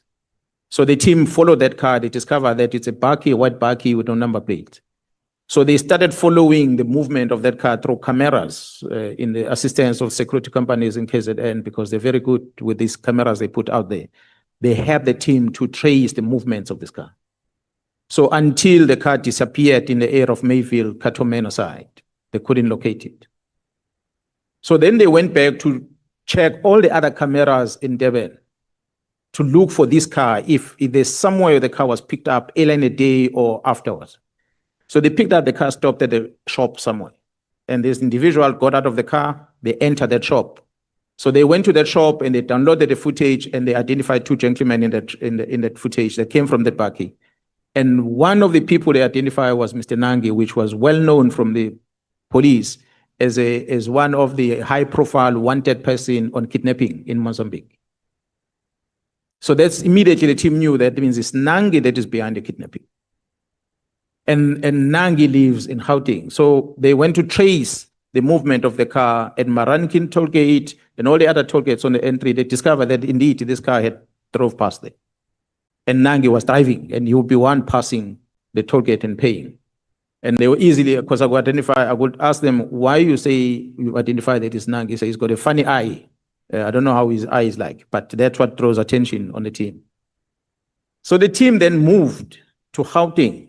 From what they are briefing me, they're updating me, but it's not my case. They arrive in Gauteng, they trace this information in Gauteng, they found Nangi, and they downloaded, took his phone, and they opened his phone. In his phone, they found, which was a shocking thing, a person whom yesterday Sergeant Nkosi presented before the Madlanga Commission to be known as an expert in kidnappings. Nkosi spoke about him yesterday. They found a communication between Nangi and this gentleman. And in actual fact, money transfers between Nangi and this gentleman, 300, 200,000 rand, a lot of money. And to the team, they were shocked and said, but the person is known as a private investigator dealing with kidnappings. How does he have a relationship with Nangi, who's known to be a kingpin in kidnapping? It could be that the person who's a private investigator is linked to Nangi. Because if you go back, honorable chair members, and check, majority, 90% of the time, well, this is a 90% I can talk about, maybe not the one of Jara Kumaro that you were fighting with them about. Majority of the people that are kidnapped are Muslim people. Majority of them, because they've got cash in their shops. And almost 100%, majority of the time, more than 90% of the time, there's a lump sum paid before they are released. And the person who's part of the negotiation is so-called expert investigator, private investigator, will always encourage the family to pay a certain amount. Not the full 20 million rands they're looking for, maybe half of it, but there's always payment. So here's this person who's known to be the lead expert in kidnapping, is exchanging money with Nangi. The team got worried, and they said, it means we have an enemy within, because this gentleman is this tight with the General Khan and the team that deals with kidnapping. Is this tied with Jarasmia, who's in charge of the investigation in the police? This gentleman. I'm talking about the private person. So the team picks that one up and say, this is something not right, it doesn't add up here. As they were interrogating, I don't know the how part, they discovered that the kidnapped individual is kept in a house in Mpumalanga. They traveled to Mpumalanga. They arrived in Mpumalanga in a particular house, and there was no one there. And when they engaged with the community around, the community said, we've been suspecting something dodgy happening in this house. But before you arrive, there were a lot of movement, cars that drove out with speed, and they left the place. And the owner of the house is the sergeant, the police sergeant. And this police sergeant stays in another house somewhere. And they directed the police to the next house. So the police moved with speed because they're looking for a kidnapped person. They went to the next house. When they arrived in the next house, they were told, this gentleman has gone to Mozambique. He has crossed with the person that's kidnapped to Mozambique. And the team then engaged with the people in Mozambique and say, looks like there's someone there in Mozambique that has crossed with the person that is kidnapped. So, and I heard there was a talk of when he was sitting here, he was talking about the video that was available. There is a video available of a shop close by that shows police cars coming to the property and the police cars leaving the property. And later, the community is all over the place there. And later, the house is on fire. And the medical people come in to attend to that house. The video is there. Yeah, they're not just property. The house that was identified initially as a place where this one was kept. So his story on a confession that Molotra made when the police got him confirms this arrangement with Nangi. But Molotra then is found, eventually is brought back into South Africa. The How Party, remember, I'm not involved in this. And is taken with Nangi and everyone else. The team transport them to Devon for the case at Kwatuguze. But what I don't know what happened in that case, because the DPP contacted me and said, this team that was investigating this case, they messed up this case. And the DPP wrote a complaint via the NDPP to the PCI for disciplinary steps to be instituted against these members that were working on this investigation. So that's how the case was withdrawn from court. And this Nangi and this Molotra guy left. They were released because of that. So that's how the Nangi story comes about. Well, obviously, internal, the organization will have investigated. Just the pause there, General. The Nangi story, you can deal with it maybe a little later. That's not gone yet because there's now. It's gone. It's coming back into why Snona. Yeah, we end up talking to Kat Yeah. about it. So remember, I said Kat, Snona talked about Kat when Snona wanted to resign, to join Kat. Then subsequently, there's this incident of kidnapping. There's the incident of a case not being finalized that involved Mlodra. And eventually, after they are released, there's a case open in Johannesburg by Nangi and Mlodra team. They open a case of stealing of Rolex watches and many other torture, amongst others, many other things. It's registered in Joburg. I have no clue because I'm not part of it. Sinona comes to me. And he says to me, General, there's a case open against my team. Remember, it's his team. It is DPCI's team. He said, there's a case open in Joburg against my team.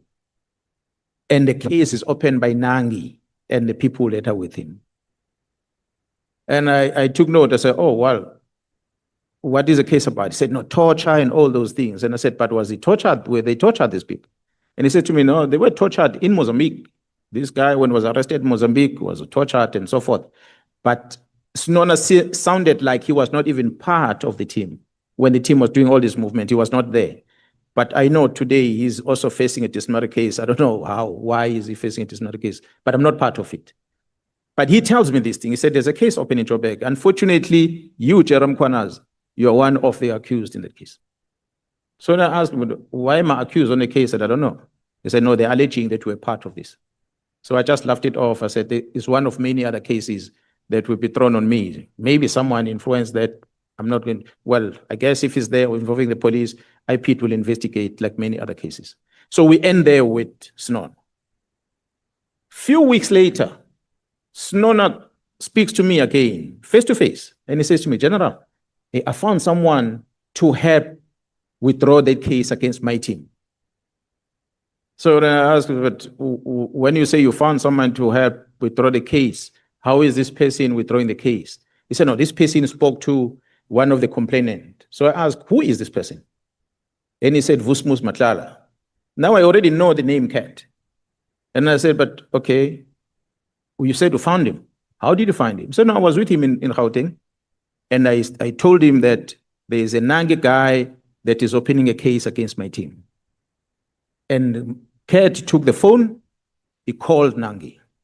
This is what Snona tells me. That Cat took the phone and he calls Nangi. And he told Nangi that, hey, don't get involved in this case. Why did you open a case? And Nangi said to him, it is Jarasbia that influenced him to open the case. But otherwise, he's no longer going to participate. Now, IPT must come and explain. Since the case was registered, a year later, nobody's ever come to me. What is happening on that case? Could it be that the main complainant on the case did not want to cooperate anymore with the investigation? If that's the case, he's going to check out on what Snona told me that he was told by Kat. Because that means Kat influenced that Nangi not to participate in the case at the time. I suspect, I don't know, but I suspect Nangi is the main complainant. Perhaps that's why Mlotha was brought by Adams here to become a complainant on a similar case here in Cape Town. But I'm not on that. I'm just saying that's how the Nangi name came into the picture. It is Kat that tells, it is Sinona that talks to Kat about Nangi to drop the charge. So that's what got me more interested to ask more about the relationship between Snona and this Kat guy. So when I asked him, I said, but you wanted to resign to join his company, and now you are telling me that he's helping you to stop the investigation. How do you know this guy? Then Snona says, we grew up together. We were playing soccer together.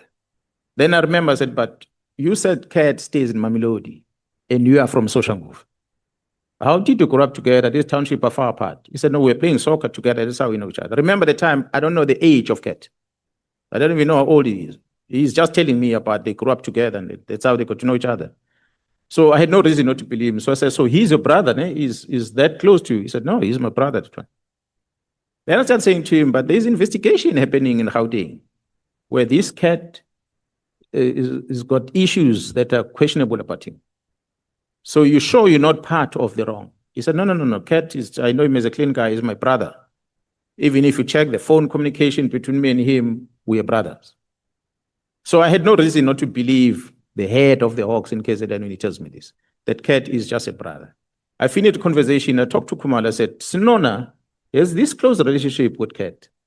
Maybe when we check the downloads of Kat, we must run the Sinona's phone and see if there's any communication between them. So that's how the extract of the communication and the relationship between Kat and Snona was discovered, because it's Snona that disclosed the relationship between him and Kat. Fast forward from there, Snona comes to me and he says, hey, you remember the guy I told you about, Kat Matlala? I said, yeah. He said, that guy's got a contract in the police of health contract. But he's struggling because police are not placing orders. Now he wants to reach out to talk to the end user, which is Jaron Hua. And when they establish the people that can link him with Jaron Hua, they discover that you're the one of our entire management of the SAPS, you're the one that is closest to Jaron Hua. Can you arrange a meeting? So now I said to Snona, but why must I arrange a meeting for Kat Matlala and Jaron Hua? For what reason? And he says, no, but looks like Kat has an information that can assist Kumalo and the team with their investigation in Gauteng. So that what drew my attention, and I said, but he's got information. What information? He said, no, the role that's be a place in this whole criminality happening in Gauteng. So that got me excited. And I said, okay, well, we'll confirm the meeting. From there, I then contacted Jaro Kumalo. I said, Jaro Kumalo, this is what I'm aware of. Must we have this meeting? So we agreed, no, let's have the meeting. But let's control the venue where the meeting is. And let's wire the place so that you can record everything happening in the meeting. Hence the flat. That we have to discard, get a flat, a place where we can go in, nobody can trace us.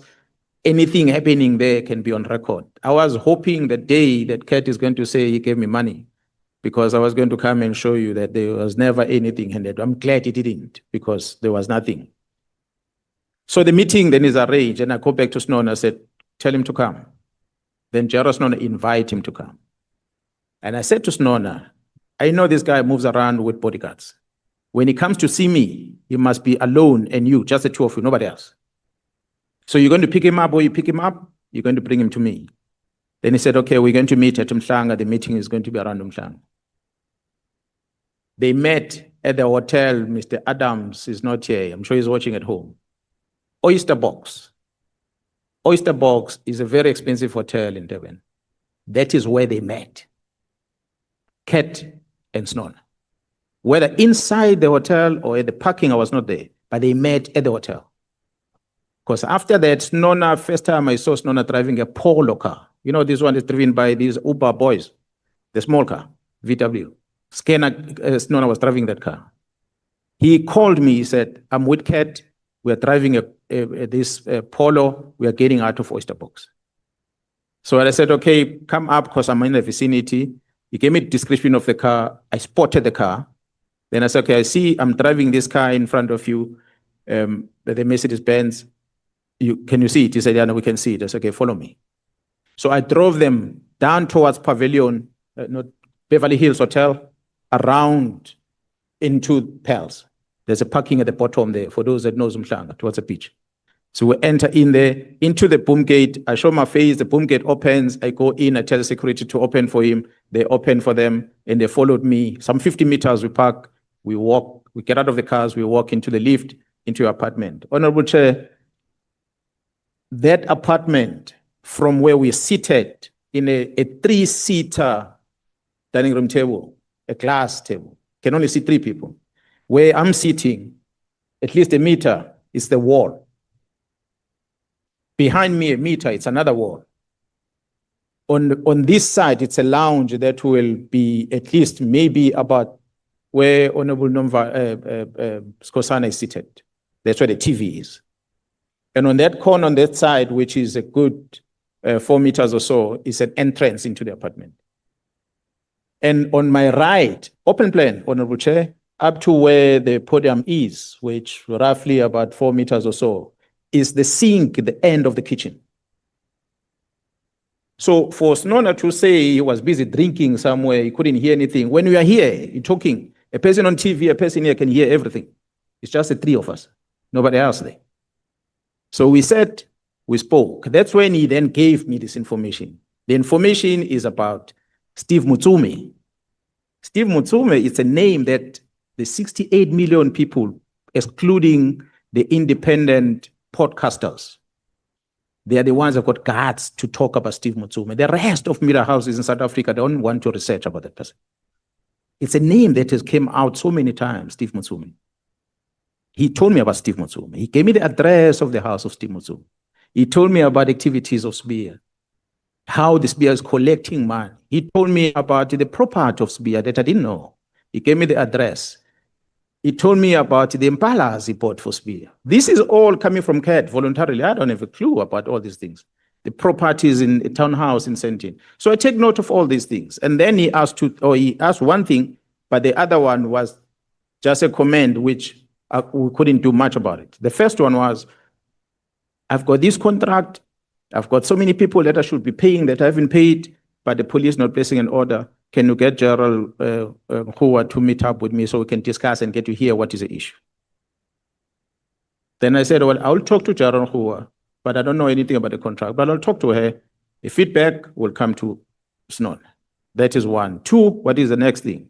The next thing is that I hear that there's investigation in Gauteng on an attempted murder of his ex-girlfriend. What is happening on that? I said, no, don't ask me that question. I'm not in Gauteng, I'm here. I can't even answer any question. If you have issues with it, Gerald Snona is your brother, must talk to Gerald Kumalo and establish what is the issue there. That's how the meeting ended. We left. After leaving, I pick up the phone, I call General Kumalo. I said, Gerald Kumalo, this is information. Here's the address of Mr. Mutsume. Mr. Mutsume has got a house, standalone house somewhere in Sentin. I just don't know the address now with my, which I can say, but from the American High Commission in Sentin, for those that know Sentin, if we drive down towards the western side, but we go down the road, Steve Mutsume's house is there, the one that he alleges to be Steve Mutsume. It's a very big house. It's there, because I saw it on Google. He came here, he said, that's a house where SBIA collects money. Because I was not satisfied with the information about SBIA, he says SBIA collects money there, but using the police vehicle and the police driver. And mine to him was, SBIA cannot be arrested then, because when you arrest him, he's going to say the money belongs to a driver, not to him. But if he uses a police car to go there, we'll be able to get that on investigation. We need more information about SBIA. He said, no, he paid 2 million rand towards his plot. He bought him Impalas. All the Impala stories came with me, but nobody asked, how do I come up with Impala story? It's because of that meeting. When I spoke about these Impalas, I just did not elaborate where I got the stories of the Impalas in details. But the Impalas come with Cat. The townhouse. Cat says he didn't even know about the townhouse himself.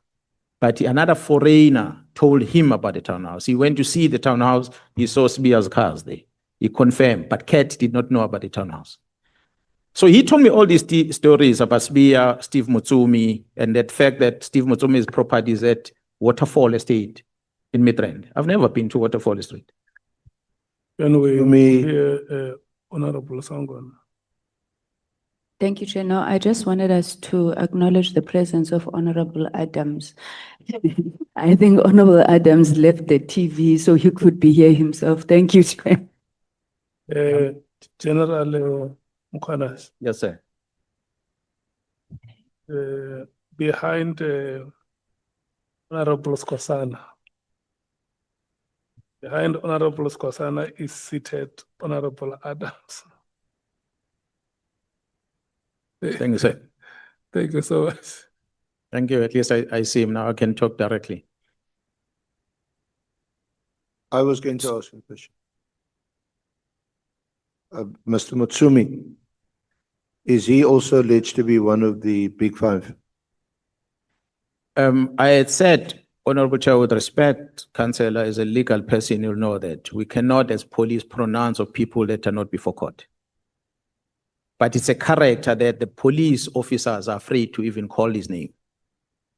It's a character that even the judge at the Matlanga Commission was concerned about the police being so afraid. It's a person that I spoke this morning to Sergeant Kosi, who was sending the communication between me and him to the very same person. So Steve Mutsumi is such a character. I'll leave it there. I don't want to go into details. You can read between the lines. Yeah. Now, when Mr.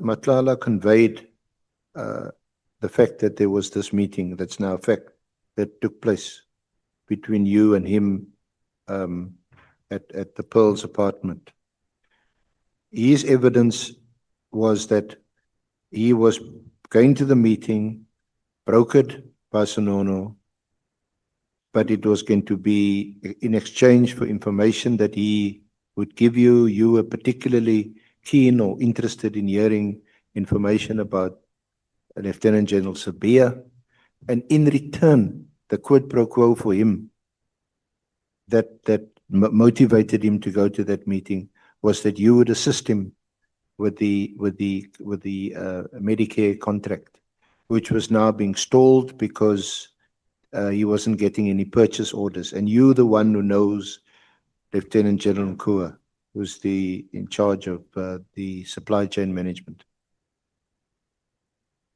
Yeah, well, now that sounds quite plausible, even from what you're telling us. yeah, well, he was frustrated with the contract. That's why he approached Nona. But in my memory serves me well, it does not say that it's Nona that arranged the meeting. He says it's General Clearly. That's a lie that he told. He wanted to protect Nona. But it's Nona that facilitated the meeting. So the meeting was held as per his request. Obvious, when the meeting was held is because I'd already spoken to Kumalo about the investigation they're busy with and the purpose of what the meeting is all about. So the meeting is then held. I said he then, after sharing this information about Sbia and Steve Mutsumi, he then tells me about his contract that he wants to take Jaron Hua. I said, I'll talk to Jaron Hua, but the feedback I'll give it to Snona because I don't know you. I'm not going to talk to you. That's one. Two, I had said to both of them, Snona and Kurt, that the information you're giving me about Sbia, I don't think is sufficient enough to get Sbia arrested.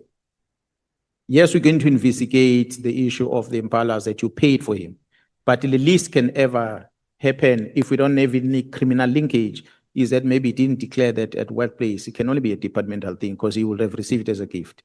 If you have contributed 2 million rand to his property when he bought his property, and again, is it a loan or what is it between the two of them? So the information you're giving me is not strong enough to say Sbia has done these criminal activities. But he kept on saying, no, Sbia is a dangerous man. He controls a lot of things there, investigations and the likes. But I wanted something tangible.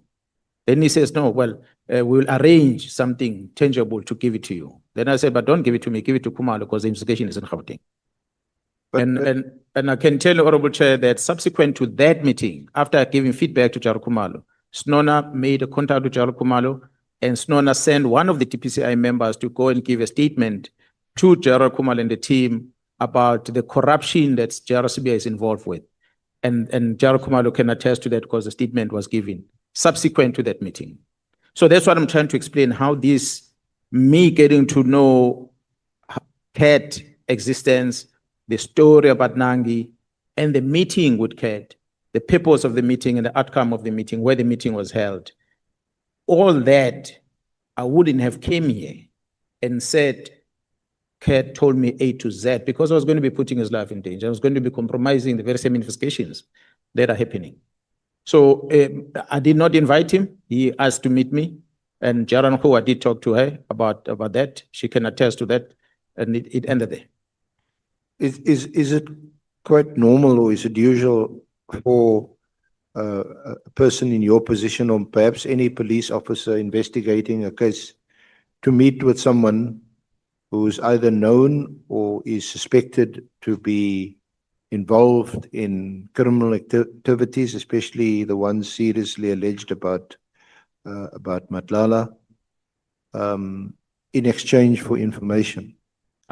Because by now, before that April meeting, you must have known there were articles about him in the News 24. There were issues around in fact, this very tender where he is seeking you perhaps to intervene and to assist. In meeting CAT, was CAT coming to give information that is going to assist with the investigation in Pretoria, or in Gauteng specifically.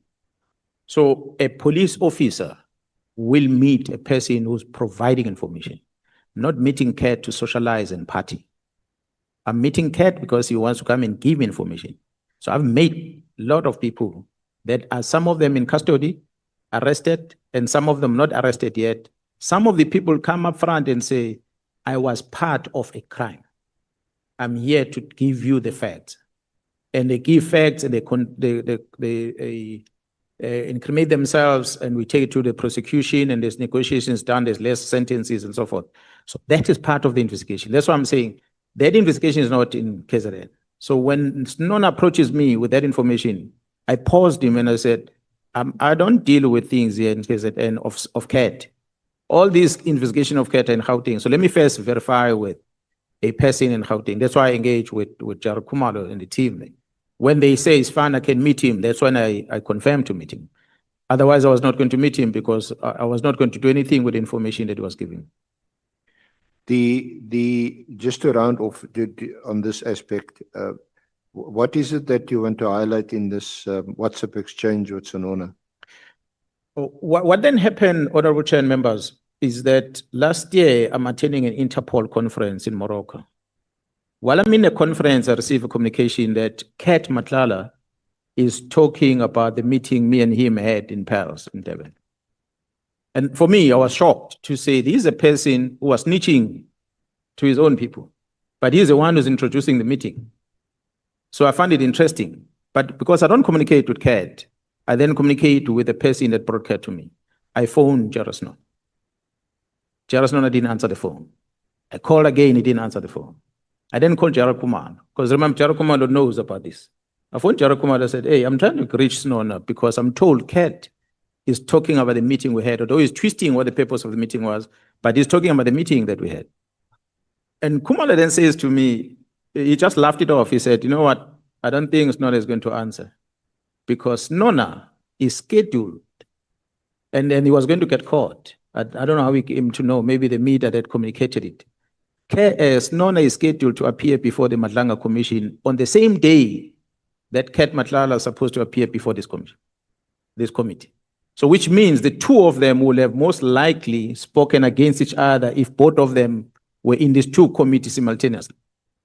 So Snona might have thought, let me excuse myself at the Matlanga Commission so I can listen to this one. So he was excused at Matlanga Commission. That's why he did not present last year. He only went there this year.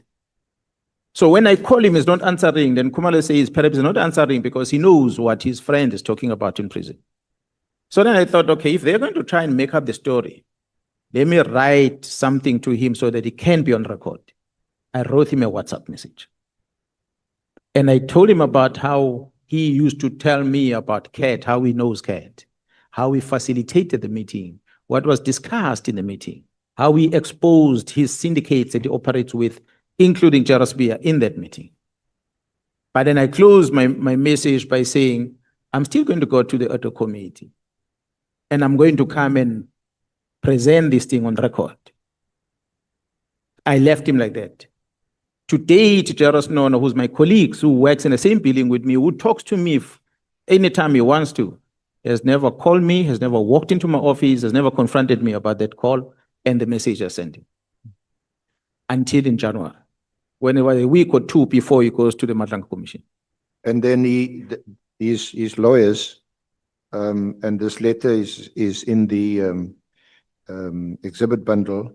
There's a letter that his lawyers write to you on the 9th of January. It appears as if the meeting was also recorded.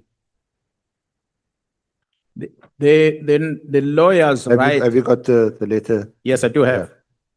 Well, I know what I wrote there without even having to worry, but it's part of the exhibits.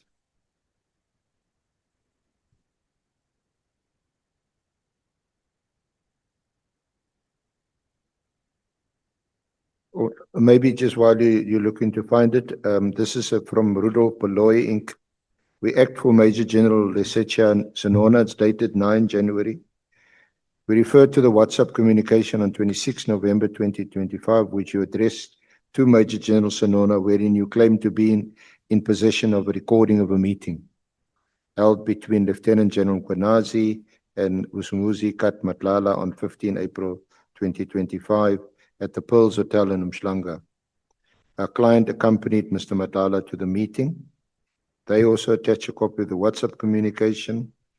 The WhatsApp communication came after Mr. Matlala's appearance and testimony at Parliament's ad hoc committee to investigate allegations made by Lieutenant General Shlanshla Mkhwanazi on 26 November. Major General Senona considers the tone and content of the WhatsApp communication to be threatening and intimidating. In the said communication, you state that Mr. Matlala, by disclosing the meeting of 15 April at the ad hoc, invited you to make the recording public, and that in so doing it will put Mr. Matlala's life at risk. In the course of consulting with and preparing our client's response to the Matlanga Commission, I'm just stating it briefly, Rule 33, notice dated 9 October 2025, it became apparent that the recording you allege to be in possession of is essential to Major General Senona for the purposes of finalizing his response to the Matlanga Commission, which is due on 16 January 2026. In the circumstance where we hereby instructed to demand, we hereby do that you furnish the office with a copy of the alleged recording between the meeting between yourself and Mr. Matlala on or before the 13th of January. Yeah, no, that is correct. The lawyers on the 9th of January wrote me this letter. What I'm grateful for is that they had attached the WhatsApp that I wrote to Jairus Nono. Honorable Chair, when I wrote, after writing this WhatsApp, I forwarded the same WhatsApp to the Senior Council for record, so that the Senior Council is aware of what's developing. And I think it will have happened when someone was I don't know what case was, or was during Matlala's time, I don't know. But I did send it. Yeah, it was while we were at Hosimapur. Hosimapur, yeah, I did send this WhatsApp. In this WhatsApp, Honorable Chair members, without having to repeat everything that is written here, what is of an interest on the WhatsApp, if I were to summarize, is what I said earlier. The information that Kat Matlala was giving me about Mutsumi, Steve Mutsumi. I still don't know how the name surname is written, but the pronunciation, it says that Steve Mutsumi and Jairus Bia, and the property in Sentin somewhere, or properties, and the property in Waterfall Estate, and the property in Centurion, and the Imbalas, and everything else. This is information coming from Kat Matlala in the presence of Jairus Nono, his brother. They are sharing this information to me. After writing this, Senona had never confronted me about it until the lawyer sent me this. And the lawyers, if the honorable members were to check, they are not interested in disputing the content of this. The lawyer's interest is to finding out whether do I have this recording that I say I have. They're interested in the recording. They want to find the recording. I did not respond.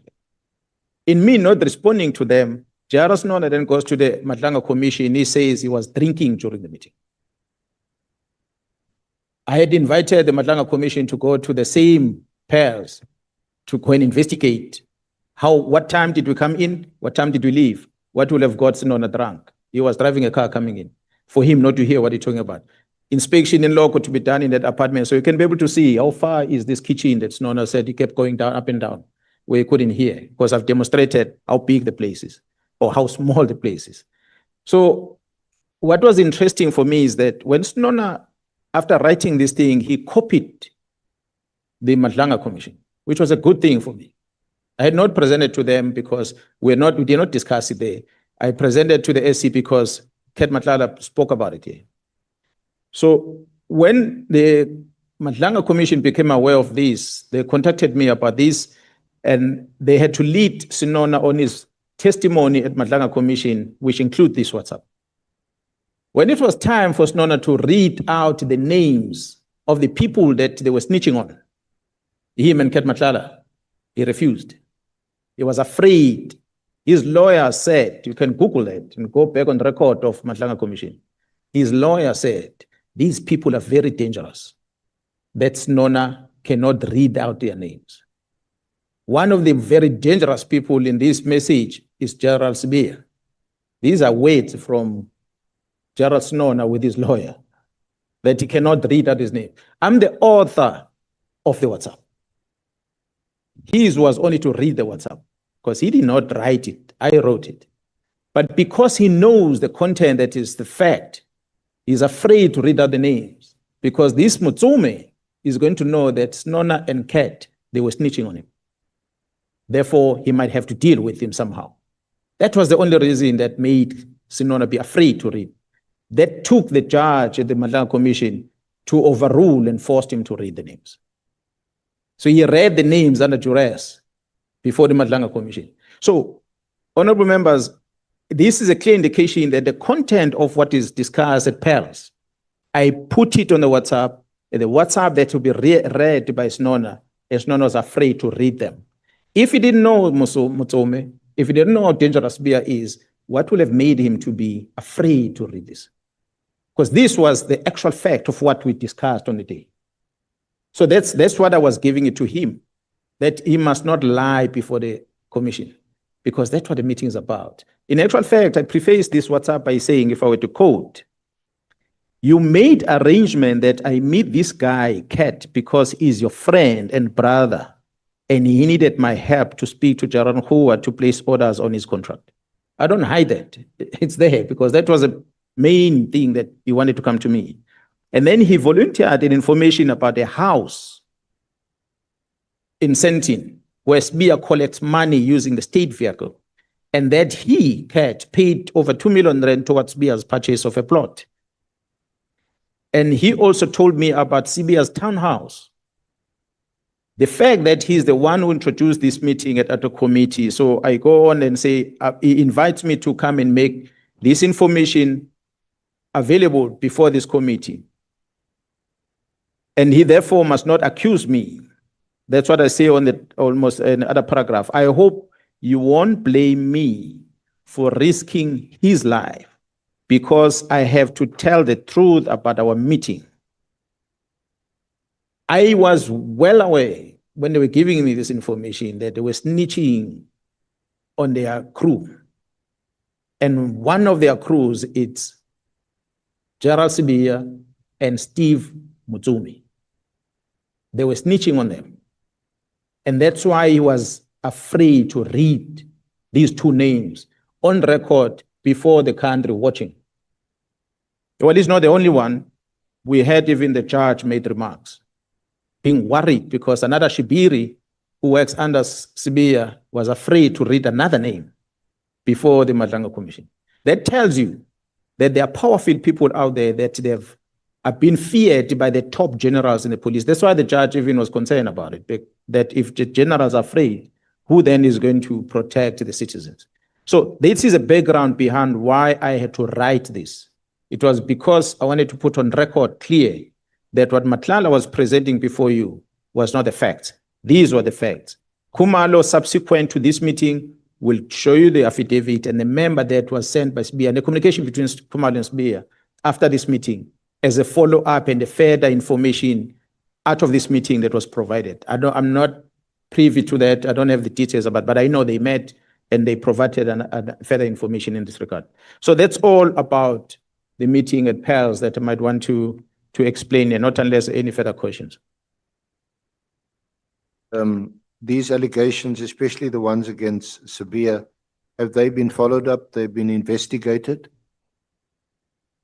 Why is he not? He's under suspension. That's his current status, is it? The jurisdiction, almost everything that is presented to me, I said this, what information was going to bring me are activities happening in Gauteng. So the people that I know they are part of that investigation is that Gauteng organized crime investigation team. The counter investigation team that is in Gauteng. So this information must go to them for further investigation. So if I get information, I will only share with them. So the details of what are they, how far are they with the investigation, I think they're in a better position to come and present. I'm in KZN, I can tell you, honorable chair members, that 200 million rand worth of drugs were lost in KZN. And that worried me. But that case docket is with DPCI at the national office also. But on my own digging on the side, I've discovered things. That's why I'm engaging with the DPP about it. Which unfortunately seems to link the very same characters we're talking about in Gauteng. Just talking about drugs getting lost while we have the benefit of having you here. There was also, and your reference to Honorable Adams, there's also, do you know of a Cape Town case where there was also seizure of a substantial, I'm not sure what the amount was, maybe over 200 million of drugs, hard drugs, I think mandrakes, seized. But when he made further inquiries about the matter, it appeared as if the drugs were gone, they were lost. And the only inference that he can draw is that those drugs are now out on the street, and they've been put on the street by dishonest SEPS members. Honorable Chair. Maybe you can help us with what's happening. Chair, I'm not in Western Cape, so I will not necessarily have the details, but in having listened and watched this commission on television, the Honorable Mr. Adams, when he presented here, when he was asked the question, how did he know about it? He said he was told. So the moment the person says that, but is 100% sure this is what happened, it is questionable. What I said before, and I'm going to say again, South Africans must know, you must know, that drugs in the main that are found in crime scene, me as a provincial commissioner, I cannot guarantee 100% that entire consignment that is found in a crime scene is the same consignment that lands at forensic. It's the same consignment that is destroyed. Firearms are found in crime scene. On register, they are destroyed, but the police find the same firearm in another crime scene. So if it can happen with guns, the likelihood is that it can happen with drugs. The belief, the intelligence we get is that the information at hand, the honorable members that are within the police committee can tell you, the police does not test 100% of the consignment we get in our forensic. We don't. Do you share the view of Lieutenant General Khumalo that some 90% of SEPS officers in Gauteng are on some or other payroll of these drug syndicates? I might not talk about the percentage, but what I can talk about, all chair and members that I've said before, we have three categories of employees in the organization. We have the hardworking ones that are straight to the point in the fighting crime. We have the corrupt one in the opposite that are participating in the wrong. And we have the missing middle who don't want to act and just turn a blind eye on what is happening, the lazy ones. So some of them are influenced by fear and for them not to act. So if you fail to act where you're supposed to act as a police officer, you're as good as a bad one. So that's the categories of employees we have. I don't have the figures. I cannot talk about percentages, 90% and so forth. But by and large, the biggest problem of wrong that is done by the South African Police Service in the country, you'll find it in all provinces, but mainly we'll find it in Gauteng, and mainly you'll find it in the borders. The border police, good percentage of the members working there, they're not good. A big percentage, I won't put a number. In Gauteng province, majority of the members that are working there are not necessarily doing good things.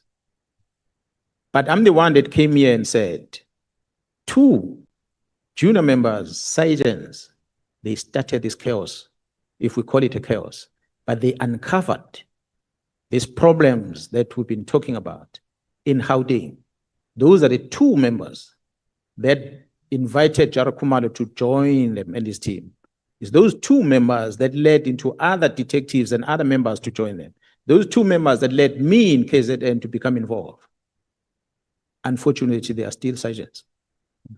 Despite all that, they are still remain sergeants. They are still not sleeping at home. They are in Gauteng. So we can't say the entire Gauteng is bad. And we can't say the entire Gauteng is good. We must accept that we have quite a lot of bad apples amongst us. Yeah, General Masemola yesterday described it as perhaps as an exaggeration, but he also said that as far as he was concerned, most of the police officers are honest and hardworking. But he also added another category, the missing middle. I gave you 3 categories. Not all of them are hardworking. Yeah. A good percentage, yes, but there's also a good percentage not. So to what percentage it is between the 2, I cannot tell. But I know, and I'm going to demonstrate here in these next few hours about the connections that Mr. Adams has that led into him finding himself in prison in KZN to come and give you a statement from an arrested person. It's a testimony that's coming. That's a bad thing in KZN. Yeah. Now, if we can just go to the briefing of the 6th of July, and you've got the memorandum which we also made available to the committee. During the press briefing, you made these allegations: an organized crime syndicate, drug cartel is infiltrating the criminal justice system. Is that still your view? That is correct, Honorable Chair. Then you say the incident that triggered the disbandment of the PKTT was the arrest of Mr. Katiso Molefe on the 6th of December, who is believed to be one of the members of the syndicate. Is that still your view? That's correct. Senior members of the security cluster who are associated with the crime syndicate issued instructions without the authority of the National Commissioner for the removal of case dockets. That's a reference to General Sabia, is it? That's correct. A potentially corrupt relationship existed between an alleged associate of the Minister of Police, named as Mr. Mkhwanazi, and the Minister of Police, Mr. Mkhwanazi. Is that still your view? That is correct. A potentially corrupt relationship existed between Mr. Vusumuzi Matlala, who was awarded a police healthcare contract of over 360 million rand in 2024, Mkhwanazi and Minister Mkhwanazi. Is that still your view? That is correct. That a member of parliament used potentially classified information that was passed from crime intelligence officials to register cases against crime intelligence officials. This member also sent communication to the Minister of Police and requested him to refer the matter to an independent investigative body to investigate these matters. Is that a reference to Honorable Adams? That's correct. And the reference to the independent, that's a reference to the matter ending up with IDEC that then resulted in the arrest of Lieutenant General Khumalo. That is correct. Then you also say unnamed prosecutors in Gauteng are part of a crime syndicate, which also involves politicians, law enforcement, that includes SAPS, Metro Police and Correctional Services, judiciary, and is controlled by drug cartel as well as business people. That's That's correct. clear view. Yes.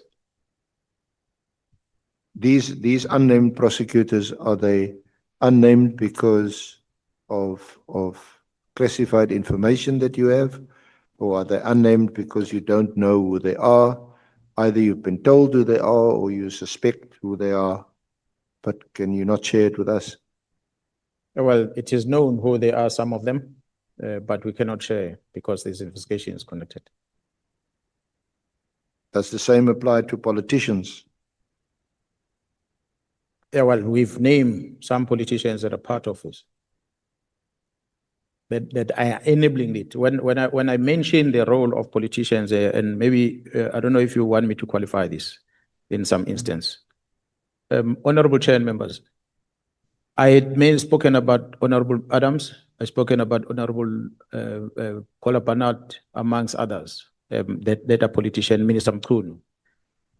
But I must indicate that our leaders of society, which is our politicians, might not necessarily be involved with the bad things at the beginning, but because of the corrupt members within, they capture these leaders and they use them. And to extent that when the leader then is used, it either becomes aware but continues doing the wrong. If he's not aware, once this thing is made, is brought to his or her attention, and that leader is expected to pull back and then start asking questions. And a classic example of that is me saying, yeah, that Minister Mkhwanazi was new in the organization. I believe, I'm still saying, yeah, Honorable Sangol, that Minister Mkhwanazi was captured to end up writing that letter. But he doesn't accept that. He owns it. Yes, I understand. He typed the letter in his own iPad. The iPad that when he came here and the others said the information was deleted because they went to erase, when the information was taken by the team that was investigating, gadgets were taken. The gadgets were taken, and when the gadgets were analyzed, the information was deleted. All of them are deleted. Minister deletes information from the government document. They delete it. But as I said before, you delete, we retrieve. So we have the information. We know that indeed, he's right. He is an author of the letter. He wrote the letter. He typed it himself. He sent it to his chief of staff. Chief of staff sent it to the PA. What sits in the letter is an electronic signature. It's not Mkhwanazi signing it. It's a secretary that placed the signature there. The document comes back to the minister. Minister instructs that distribute. And the chiefs of staff distribute. We then feel, okay, that's how it lands to Mkhwanazi, because while it's distributed to the official email address, there's a private email address where the same document is sent to by the chief of staff on the same day. So I still believe, I'm still convinced that Minister Mkhwanazi was made to do what he did. He was made to do what he did. So it's many other leaders that are made to do what they do. But some of them, then they find joy in it and they go with it. But when we put here the issue of politicians participating, is because politicians become enabler. Because in the instance of the minister, is controlling the organization. For the minister to write a letter and stop the filling of vacancies, and suddenly a year down the line, we have no head of crime intelligence because of that letter. If the minister decides shut down this team, and the process is undertaken to shut down the team, that will compromise investigation. Honorable Chair and members, when Kumal and them were arrested, that entire CGI ops operation came to a standstill. Those junior members couldn't sleep at home, could not get paid, could not do anything because the money and resources needed to come from crime intelligence, and they put a stop on it. Honorable Adams is not here now. Millions of rands were spent by crime intelligence from the secret fund account between the time Kumal was arrested and the time when they came back. That they are busy auditing now to try and justify before the Auditor General, when the Auditor General is going to come and audit. So that shows you the extent of the problems that we had. So the investigation was frustrated by that arrest. Until they were released, allowed to go back to work, then they continue working. So without going into details, Honorable Ms. Kona-Palnat, she's the first to get a phone call when a member of crime intelligence was arrested, Gerald Shaba, comes back from prison, straight back to work. The members of crime intelligence, because they did not want them there, they pick up a phone and they contact the honorable member. The honorable member is quick on the pen, she writes a question from Parliament. National Commissioner, why are you violating the court order? Why is this man doing there? What she did not know is that Lushaba did not receive the court order, which was similar to Kumar. The magistrate was sober. He said, me as a magistrate, I'm not going to prescribe where must go. I'm releasing you on bail. The state did not oppose this. So go back to work. He landed in the office. What came out of that is an honorable member that writes a letter saying the National Commission is violating the law. You must arrest Lushab. So this is just to show you how the politicians have been used. The honorable member can tell you, she received the response, but she was fed the wrong information. So she will end up with the stigma of saying she's working with the team because they don't verify information. You take it and you jump and you run with it. You know, I respect the leaders of our side. Honorable Adam sitting here, we still call him honorable. Despite the fact he called himself a thief, that we still call him honorable. The reality is, once they start getting involved as leaders on things that are supporting the rot within the justice system, working with the criminals outside, business people outside, it then compromise our leaders. Each one of the parliamentarians represent millions of South Africans, so we cannot undermine their presence here. Regardless of how they behave, they represent people. So we must respect that. I will still call them honorable, despite how I feel. But it's that which I want to indicate as we have it here, that yes, the members, the politicians and the members of parliament, they still participate in things that they shouldn't participate in. So I will ask that they will have to pause next time they receive information, interrogate information coming before them, so that they make an informed decisions. What we also see in the directive, Minister Mkhwanazi's directive of 31 December 2024, is a reference to not filling posts in crime intelligence and the reference to the border police, border management. Did that surprise you, or is that unrelated to the termination of the political killing stars team, the disestablishment of that team?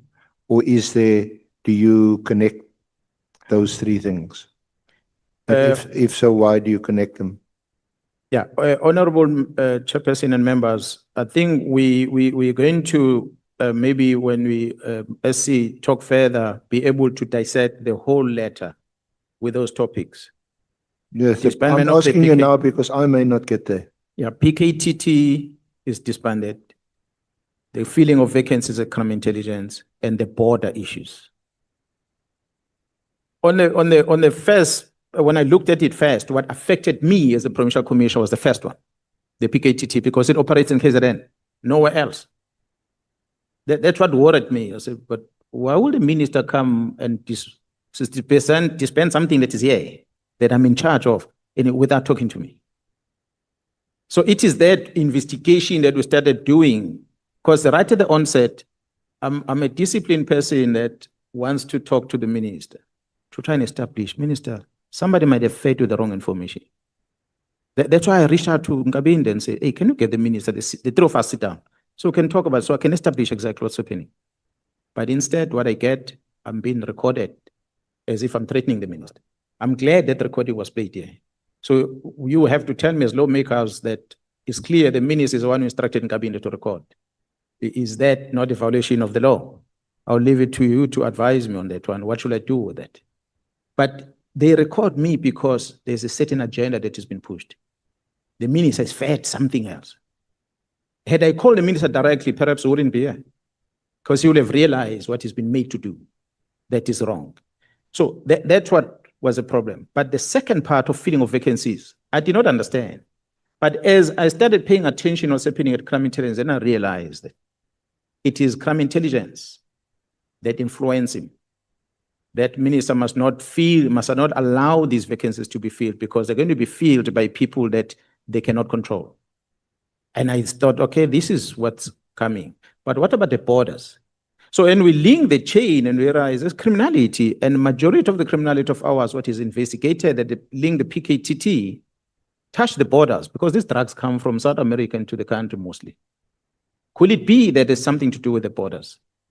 Until Gerald Musikiti arrived here and she submitted this statement about their engagement with the minister, which made her realize that the minister is talking about the borders because the minister wants the police to withdraw from the borders and hand over this whole policing of the borders to the border management agency.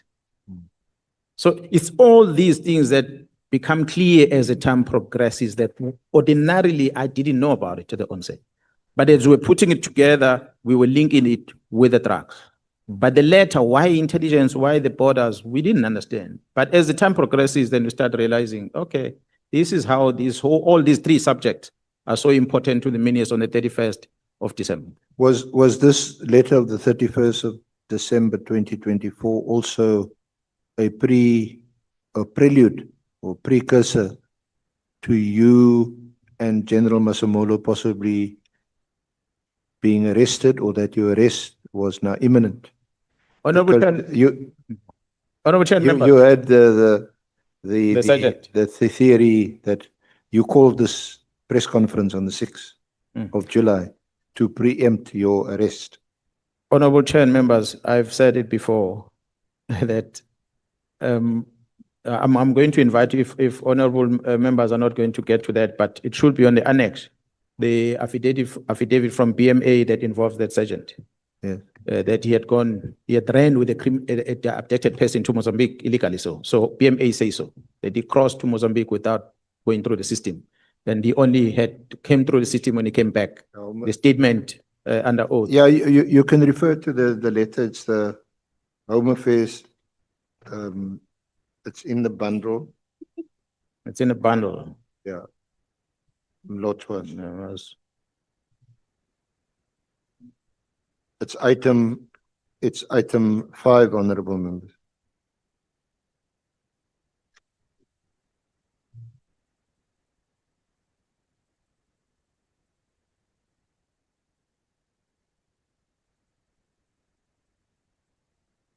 No. I'm not seeing it here on my bundle, but honorable chair members, if you do have in your bundle, then it's fine. I know of an affidavit that was it.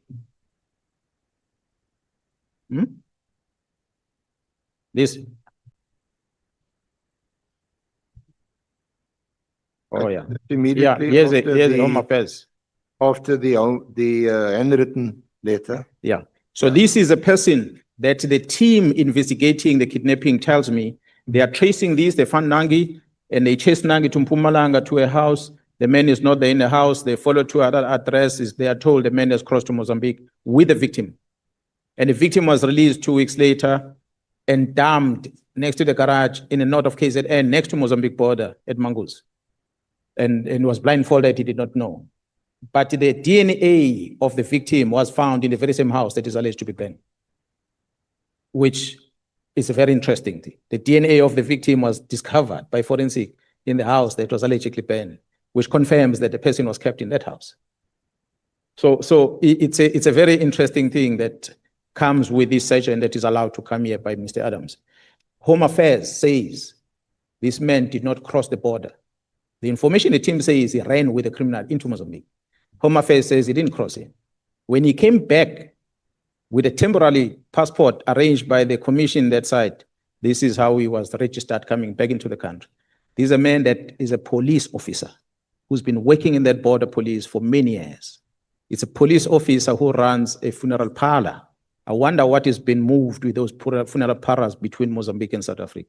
I want the parliament to investigate such. These are credibility of the people that came here. But nonetheless, he speaks about the imminent arrest, a case I mentioned open in Johannesburg. Sinona says to me, he speaks to Nangi to drop the charges. It's a year later. I've not been approached by Apit about that. He comes with Mr. Adams to Cape Town to lay the same complaint that is registered in Johannesburg, hoping maybe there's going to be a different team. I won't be surprised if that case is now with IDEC, because it seems like Mr. Adams has found a different way of making sure cases are investigated. But when he thinks that I'm going to be arrested, I would have been arrested a year long before that, but I was still there. The reason for me talking on the 6th of July had nothing to do with that, but it was the effort that one had tried to communicate, to try and find intervention. Maybe in our communication, Honorable Cameron will say, you did not present clear during the 5th of March meeting of the Portfolio Committee the issues that you were worried about. Maybe the committee will have acted differently. Well, we can take that. Perhaps we did not present it. But I felt that now I've tried this, and I was afforded an opportunity, I've tried it. The minister is still denying knowing Brown and all sorts of things. It's clear something's happening here. Fortunately, the very same IDEC, with members that are inside IDEC that are sharing information with me, I was able to know before Khumalo is arrested. I told Khumalo that when you leave Cape Town, when you land at the airport, it will find you there. And that's exactly what happened. When I got information from IDEC, the Renational Commission, when you touch down in Cape Town, they're going to arrest you. The plan now is to put Sbia as acting. So that's information I had to share because it was coming from the people that are investigating, that have been told, do this now, do that now, do this, because they had failed to get Sbia at DPCI because of his age. And the next plan was, let's remove the National Commission so that it can take charge. Not because there's a legitimate case, but things were going to be alleged. But that was not the reason for the press briefing in the main. Okay, as can you pause a little, can we take Honorable Sangoni? I'm sorry, Chair. No, it's just been bothering me a lot since the morning. General Mkhwanazi keeps saying that witness Mlotshwa, who was brought here by Adams. Can I just get clarity? I thought Mlotshwa was a public participation witness, or is that evidence that's still going to be led? Mlotshwa is from Mpumalanga, honorable members. Mlotshwa, since his arrest to date, he has never seen the doors of his office. He's a member, has been booking of sick ever since. His last sick note was in last month. He's still been on sick. But Mr. Adams brought him in one of the corridors here of Parliament with a television while you were busy inside. They were having a press briefing outside. I think days before he came before you. So he was brought by him from Mpumalanga to come here. From after the press briefing, they went to the police station to open a case on that assault that he was talking about, which is the same case that was open in Johannesburg. So they went to police station to open a case. Fast forward, he come and sit on this chair. So it's a person who was arranged for him to come and talk bad about Jerome Mkhwanazi. That's how we landed here. So the evidence is that Mr. Mlotshwa would have used the procedural process of Parliament to appear. Because I think what is bothering Honorable Sangoni is that it may appear as though that he is a witness that was submitted to the committee by Honorable Adams. Honorable Chair, Acting Chair, I will take that. I cannot prescribe because I do not know how the members decide on listening to a person. I like to believe that you are presented with a witness by someone else who brings this person to you, and then you deliberate and you accept the person. But for the person to come to you, be presented before you, he had arrived in Cape Town a few days before that. And public officer, a police officer was off sick at his workplace, and his address is in Mpumalanga. So for him to travel from there, come here, have a press briefing, go to a police station, 2 days later is in Parliament. From the layman point of view, you might conclude that perhaps this has been part of the arrangement. But I take that, and I don't want it any way to accuse the committee for having done wrong. But what I meant to say, he came here and was accepted to appear before the commission, present the story. Proceed, yes, thank you. Thank you. Did you want to make a follow-up? No, Chair. Honorable Sangoni requested a follow-up when you're outside. Yeah. So that's what we're closing. That's why I was taking back to the SC. Now, Honorable Tis is doing another follow-up. I allow you to recognize her. Honorable Matis, you are duly recognized. Chairperson, your last day for acting. Lieutenant General, so you're saying that he opened a case in Cape Town regarding the torture, I'm told so. or his alleged torture, rather, I'm told so. a few days ago, before he appeared here. That's correct. And then he also reported here that a case was already opened in Houghton Police Station almost a year ago. So That's it's correct. all the same thing. That's correct. Okay, thank you. We just need to get the case number and follow up on that. Thank you. Yeah. Evidence leaders, you can proceed. If members eat your time, at 1:30, you must indicate to me how much time you lost to members, and I will compensate you. It is their decision that you must finish at 1:30, remember. General,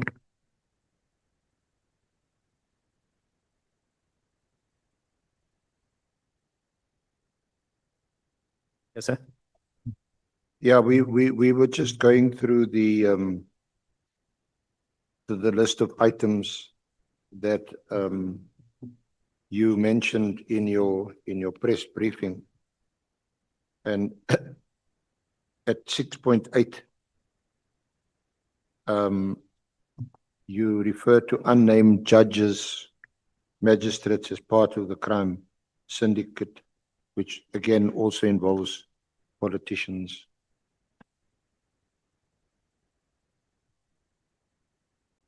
We didn't, do you have names for us? Again, is it what you know, but you can't disclose? Has it been communicated to you that you can't give the names, or do you have names and for some reason you can't make it known to us? Yeah, Honorable Chair and members, at times I know we are in a country that is governed by the legislation, so we have to follow the law on things. That's why we cannot name a person if we have not necessarily arrested a person or have an evidence presented before you that says a person did A to Z. However, we have evidence that is part of the criminal investigations where recordings and documentations are available as part of the case dockets, where the actions of officials that are given a responsibility to make sure that the law is upheld are deliberately manipulating that. So a classic case that I'll put before you. I'm not saying that this is a person that I'm accusing of, but there's a classic case. Bail conditions in our country are prescribed, but the powers for bail are given to the presiding officers. So when a presiding officer abuses the powers that they're given in order to benefit certain individuals, the only recourse that a person has is to go through the prescribed legal process that might take time. So while you're undergoing that process, the evil deeds that are planned, they continue.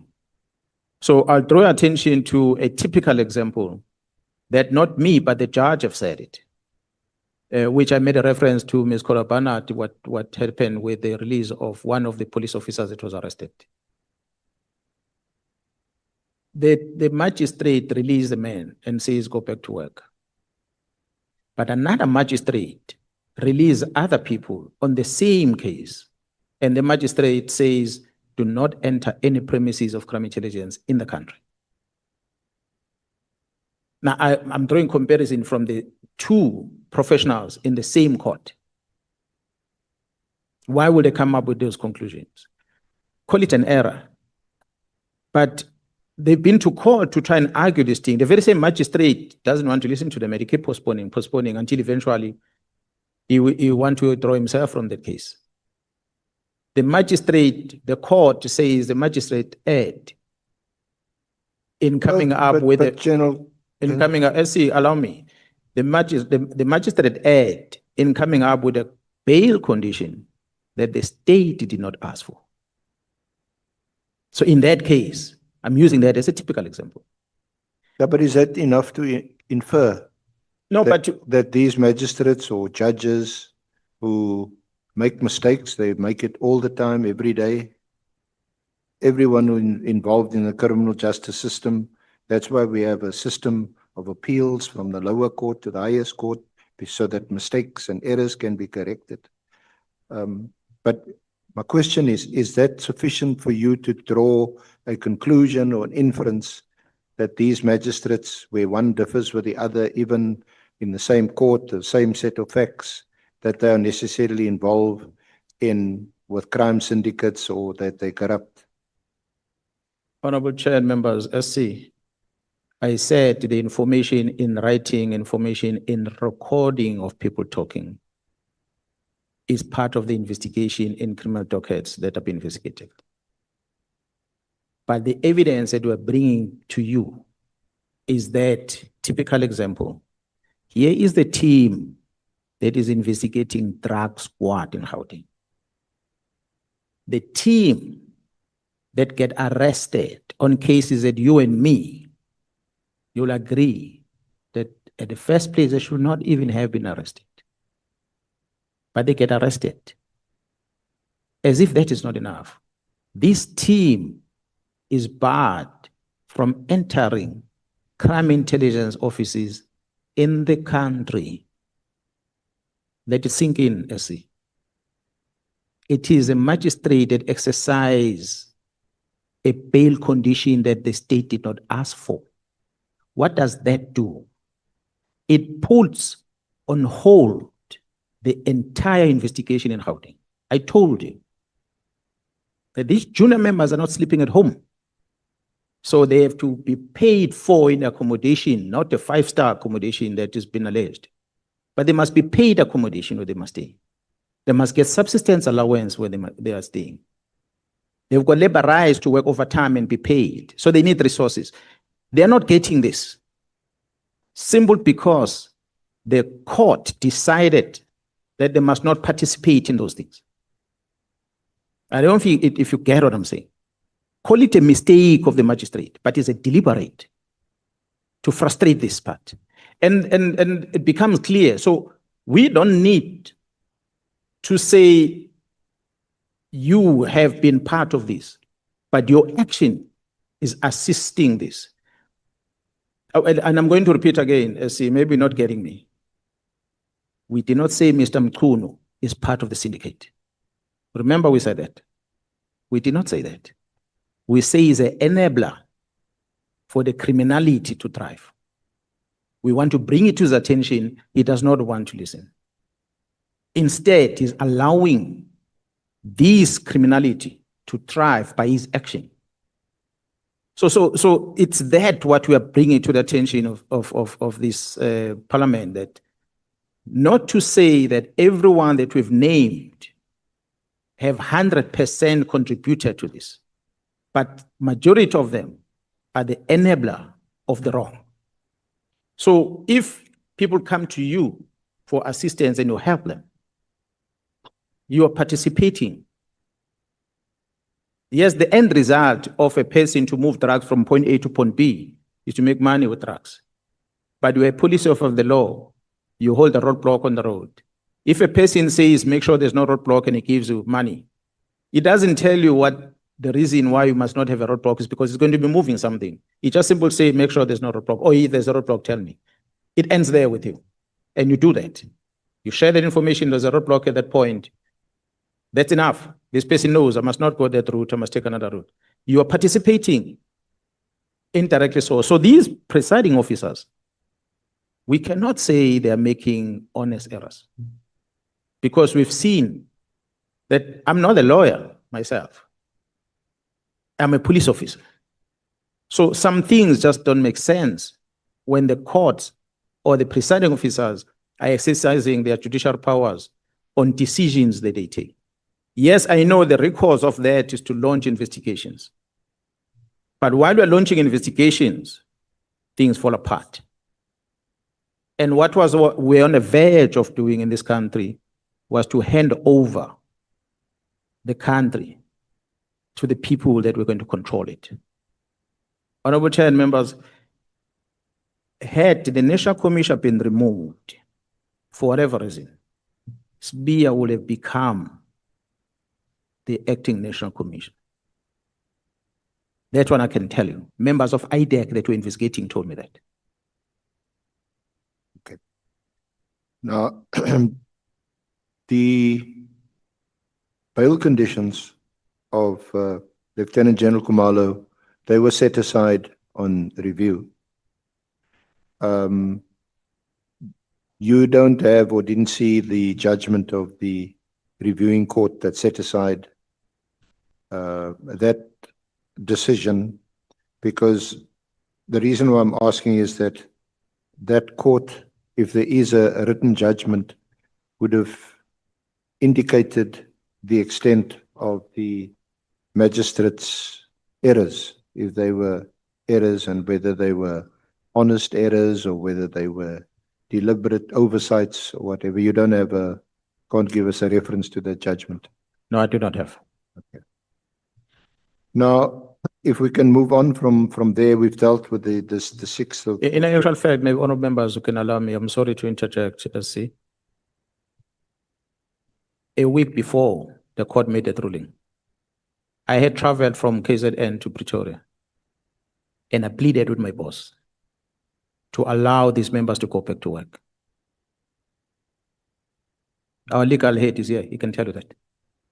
I pleaded with him. I stayed in Pretoria until midnight. And the National Commission allowed them. He wrote letters and he gave it to them. A week before the court already cleared them. The employer had already cleared them. So I did not see the reason why they are not allowed to do their work if the employer have cleared them. So, but they said not doing the work long after they were cleared. So it was that what frustrating me. But more than them going back to work, it was about the junior members that were being frustrated on their investigation because there was no leadership to support them during that investigation. So they were frustrated sitting on their own after having sacrificed their lives in exposing this rod, but they were not getting the support from management because the people that supposed to support them were told or were barred from entering the premises of intelligence.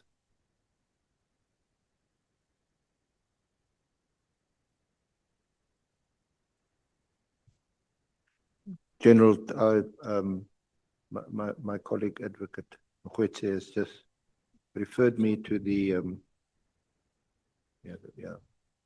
to the judgment.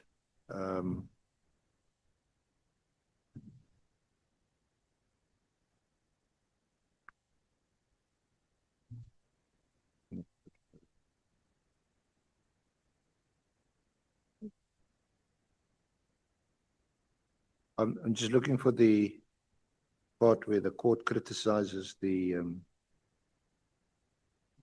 analysis. Yeah. No, what they say about the court.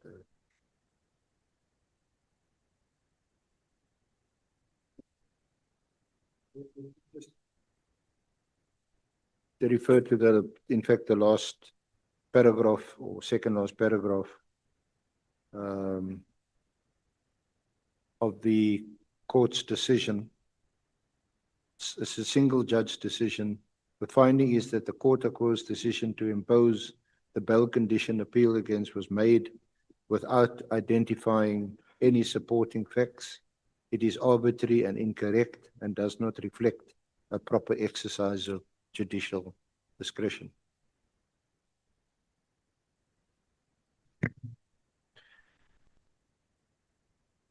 So for you, this is an example of where a presiding officer makes decisions not supported by the facts, exercises a wrong discretion, and this enables the people involved, the drug dealers, the cartel, to continue operating. Yes, indeed, Honorable Chair and members, it's a worrying factor because you can see deliberately that it's not a mistake, it's a deliberate act. Okay. Now, just to get to the press briefing, just what triggered the press briefing, and what steps, if any, did you take to avoid having such a press briefing? Were you compelled to have one by circumstances? And what were those circumstances? Yeah, well, Honorable Chair, I said it before last year when I presented that I had reached out to the National Commission. I tried to reach out to the author of the letter, the minister, within a day after learning of this letter. And I was not granted an opportunity. I tried again to reach out to the minister later part of the year. He still would not afford me an opportunity. I tried to engage with the National Commissioner to raise concern about this and to try and get the minister to sit around the table, and that was not successful. I reached out to Honorable Cameroon, and I think it was in February when I asked Honorable Cameroon to allow me to appear before this portfolio committee so we can talk about this. And I'm grateful to the Honorable Cameroon that he did allow me, gave me that opportunity. Although the meeting could not sit in February, there were postponements. I think it was scheduled to sit twice until it ended up in March. And we appear in March and we raise these issues, but the minister just dismissed it. And later I learned that there was a meeting on the 6th, the day after the portfolio committee, where this matter that I had raised was discussed, and I was not even invited to be that meeting. And subsequent to that meeting, there was another meeting in Johannesburg where they were discussing the same issues. So a lot of things that had happened, which I tried to inquire about. I wrote letters to Kumari to explain why the dockets were taken. And I raised this thing with the National Commission. I asked the National Commission, did you authorize these dockets to move? He said he didn't. And I pleaded for him to give me a statement to confirm that. So it was my last option to say there are three arms of government, and all three of them are appointed by the people of this country. If we're trying through the executive, the minister seems to be supporting the wrong that is happening. And I'm talking to my boss to get through to the president about this thing, and I'm not getting any positive response. That means the executive is not helping me and the team. So then I moved to the legislature, parliament, hence the 5th of March. But what comes out of it, it doesn't seem to go deeper into this. And for me, I feel maybe there's nothing else I can do, because what I see here, the other third arm of government, which is judiciary, seems to be part of this chaos. You just read the judgment. So a procedure to judiciary is for me to write and take this long for an investigation to be conducted that will come with the result after a year. And this is quite urgent. So what else do I do? Let me then tell South Africans that the three arms of government that supposed to help guide against this wrong, it seems to me that we have failed to convince these three arms of government to deliver or to assist us. It was in that's why I cannot blame all of them, because Parliament can only engage with one committee out of hundreds of committees here. Majority of members sitting maybe didn't have a clue about what was going on. They will say if they were in that committee, they would have dealt with it differently. I agree. In executive, it was the minister that we're trying to reach out to, but via the National Commissioner. I didn't go to the president. The president might turn around and say, but you never brought this thing to me, Mkhwanazi. So why are you complaining? But I couldn't get directly. I could only via the National Commission to get there. So it's a frustration I have. The Chief Justice might turn around and say, but Mkhwanazi never brought this thing to my attention. But how do I get to the Chief Justice? Again, I must write via my boss to take it to that route. So those are all platforms that I felt in. This thing has got to a stage that, and I told the National Commissioner, give these facts to the president. And the National Commissioner asked, give me the content. We prepared the content and we gave it to the National Commissioner, we were supposed to discuss with the president. And then we left. So when I was addressing the nation, I felt it is important for me to present this content. We can't wait anymore. That's why we presented it on the 6th. And the role of the media, you had this press conference. It was prominently, very widely advertised. The example of Katmatlala's tender, it appeared in the media, it was investigated. In fact, we heard from General Masimola, quite worrying, that had this not been raised by Minister Mkhunu in a briefing they held on the 24th of December, just almost a week before the directive, where he flagged the award of the tender to Katmatlala. That was as a result of the media. Now we know, I don't think we need to debate that these media and media platforms are used for many different reasons, different purposes, different people, different agendas, different narratives. But will you accept that the media, together with Parliament, the courts, the people of this country, have an important role to play in addressing and correcting many of the things that you've highlighted that are wrong? Many things in this country have been exposed because we have a free press. You agree? No, 100%.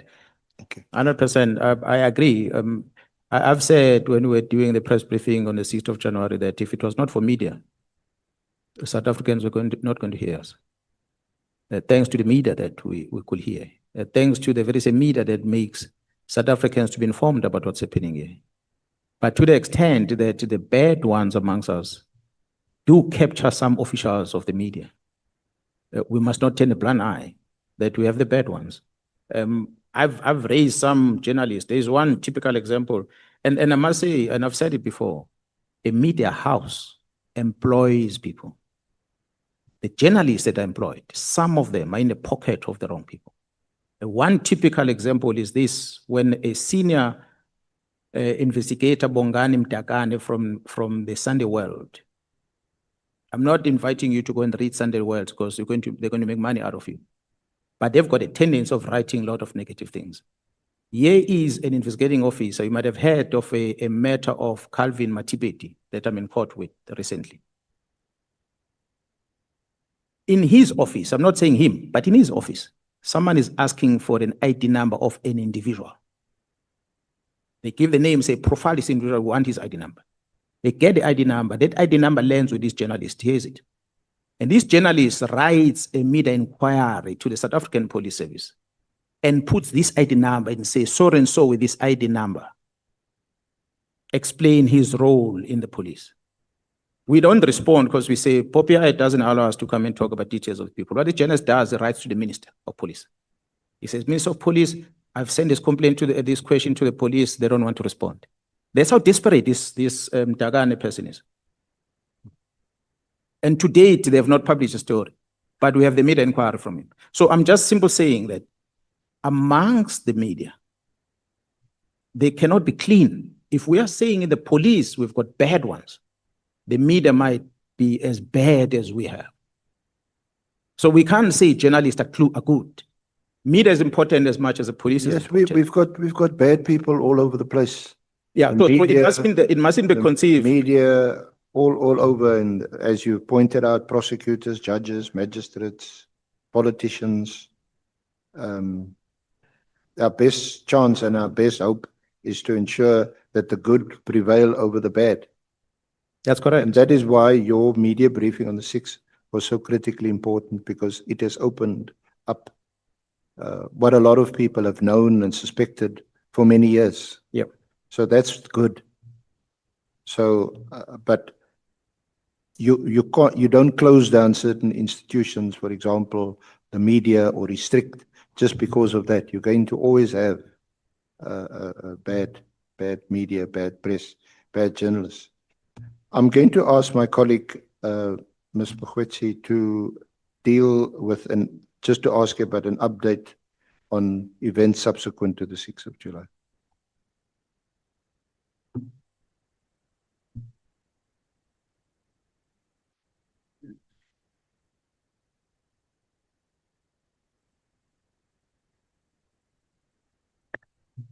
Good afternoon, General.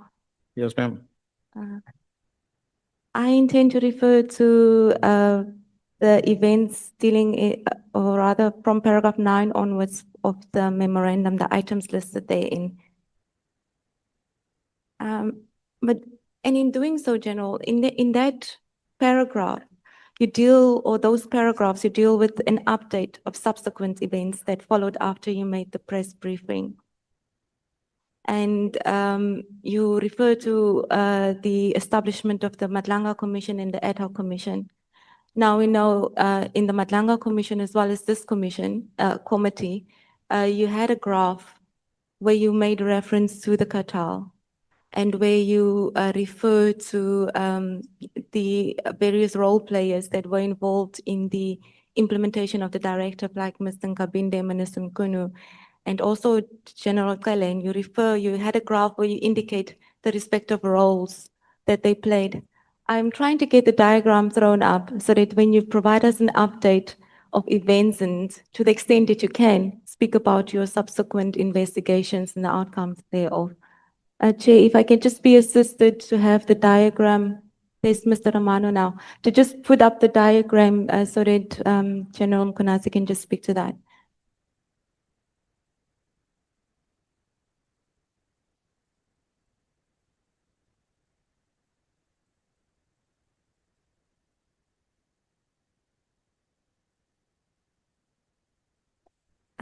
General, while Mr. Romano is putting up the diagram, maybe let's start with, we now know that the Madlanga Commission was established and this committee was subsequently established. You've spoken about your perception of the committee and that you've been watching the manner in which the witnesses that have been called, which you recommended and which other witnesses recommended. Do you have a particular view before we get into the issues, and did you want to identify certain issues that came out of evidence that were given by those witnesses that could assist in you giving an update on subsequent events? Yes, Honorable Chair, I said in my opening remarks that while I appreciate the decision taken by the Speaker of Parliament to establish this committee, and also appreciate the President of the Republic from when he appointed the judge to preside over the commission that is running in Pretoria. But one being a citizen in the country, taking time through the media to watch the proceedings as they unfold, we get to notice what is happening at the Madlanga Commission, and we also get to see what's happening before this House. And the concerns that one will have, appreciating, as I said earlier, the long hours that the honorable members are putting into this, sacrificing your sleep and stuff like that, and interrogating facts.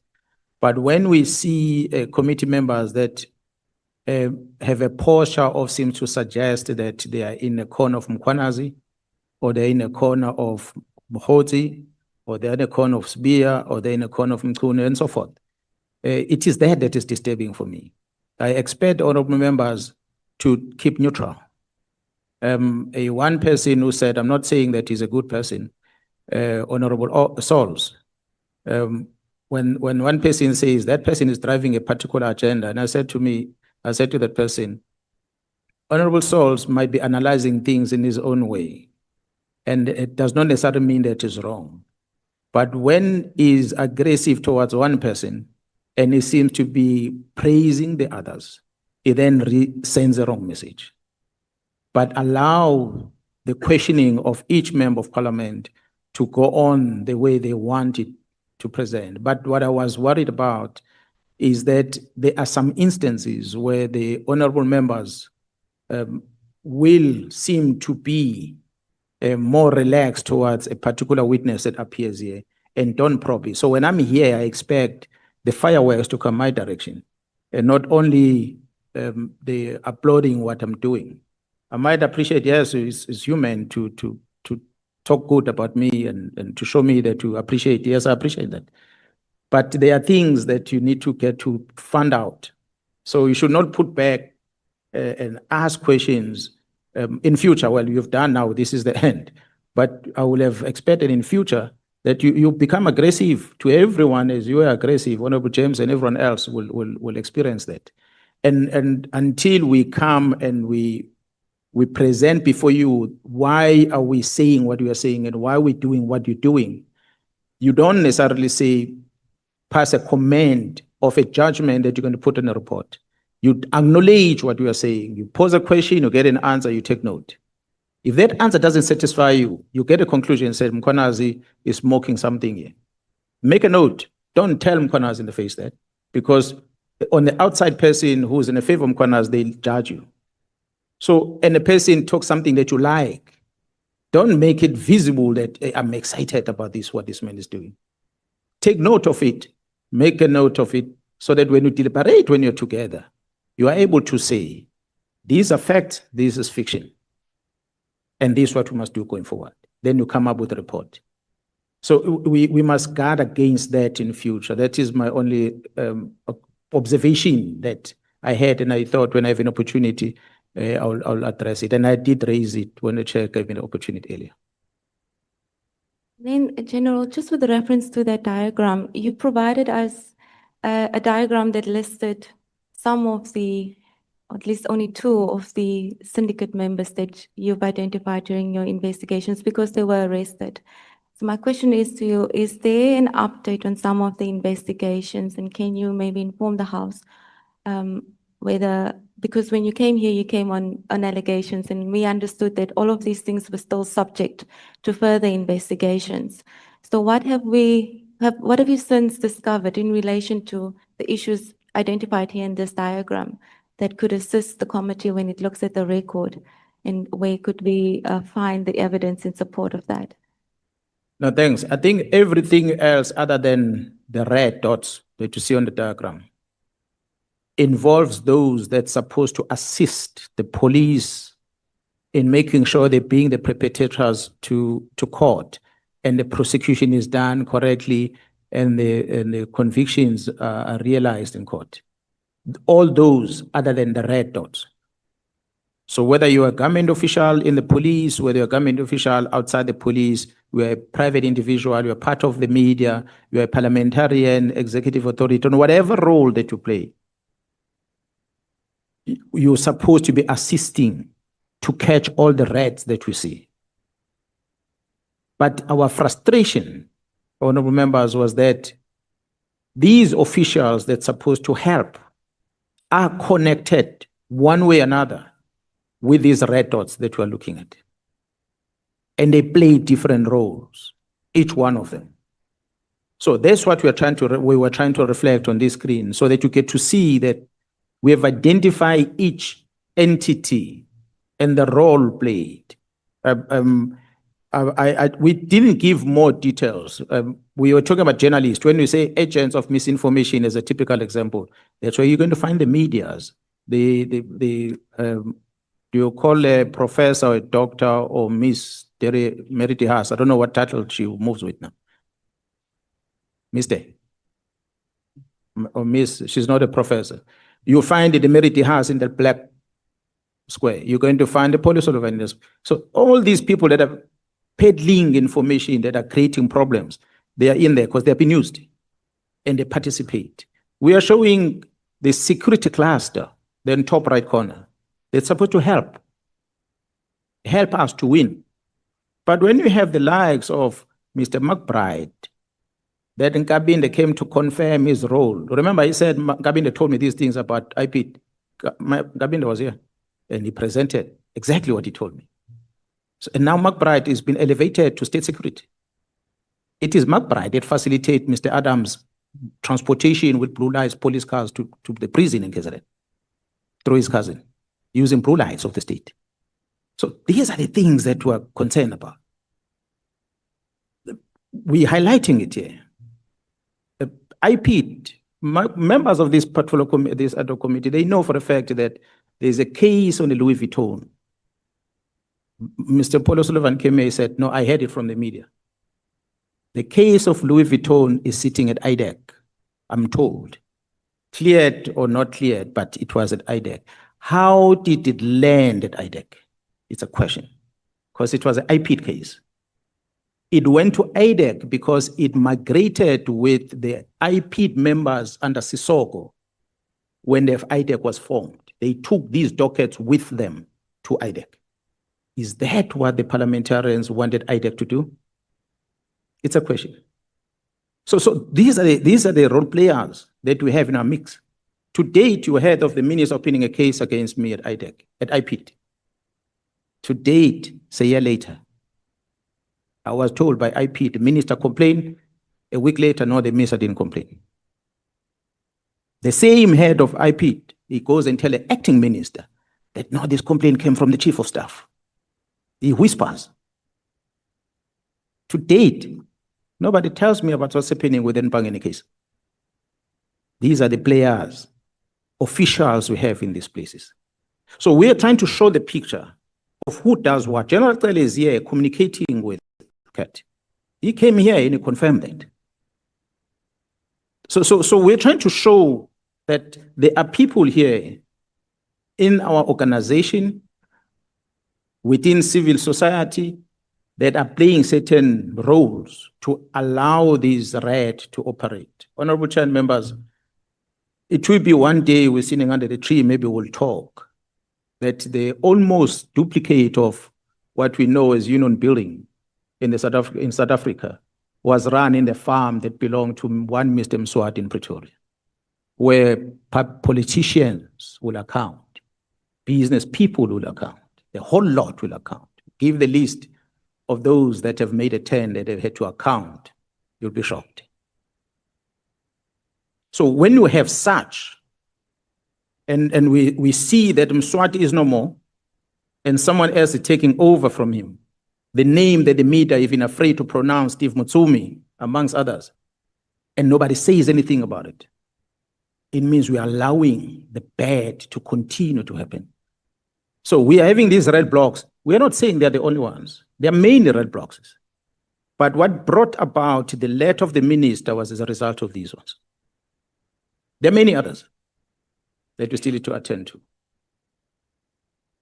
Yes, General, just on that, because we've also been paying attention to what's been happening at the Matlanga Commission and also in front of this committee, and it does seem that a bigger network has been exposed. Would we be correct to say that it is in fact a bigger network, and there appears to be serious concern that, like you've indicated, senior officials in SAPS indicating that they fear some of the individuals implicated in the cartel and syndicates? It is that bad. We expose, honorable members, the activities of law enforcement. Amongst them was Metro Police. You've seen what has happened with the Gurulin. There's even a witness that was killed. And who kills the witness, allegedly, is an ex-colleague of mine, not just a police officer, but a member of the Special Task Force. The person that worked under my command. I was involved on that Saturday arrest, assisting the team to get him. It is that bad. The owner of the security company that gave him a firearm reached out and said, we had issued this man with a firearm that resembled the caliber of the gun that was used at Witness D. Please come and fetch it. Take it to ballistic and test it. I hope and pray that it is the gun that was used, because if it is, then we have a serious problem. But I'm grateful to that security guy for coming out and say, hey, I want to assist. I do not know if this is a gun he used or not, but he used to use this gun. And the gun is an AK that has got a mounting for this aim point on top. For those nose guns, once you have an aim point on top, it takes a second to release that shot accurately to the target. So wonder why the Witness D was killed. These are events that unfolded after. We might say we are grateful for what has been discovered, but we're also worried because there are still other people that are in danger as these things are unfolding. When you hear the general saying, we are afraid to call the names of certain people, it tells of the extent of danger that is out there. Are they currently, and this is my last question before I hand over to Advocate Arendse, are there investigations against these senior officials that subsequently have been initiated? Well, there are investigations. There is investigations against Gerald Sbia that I know of.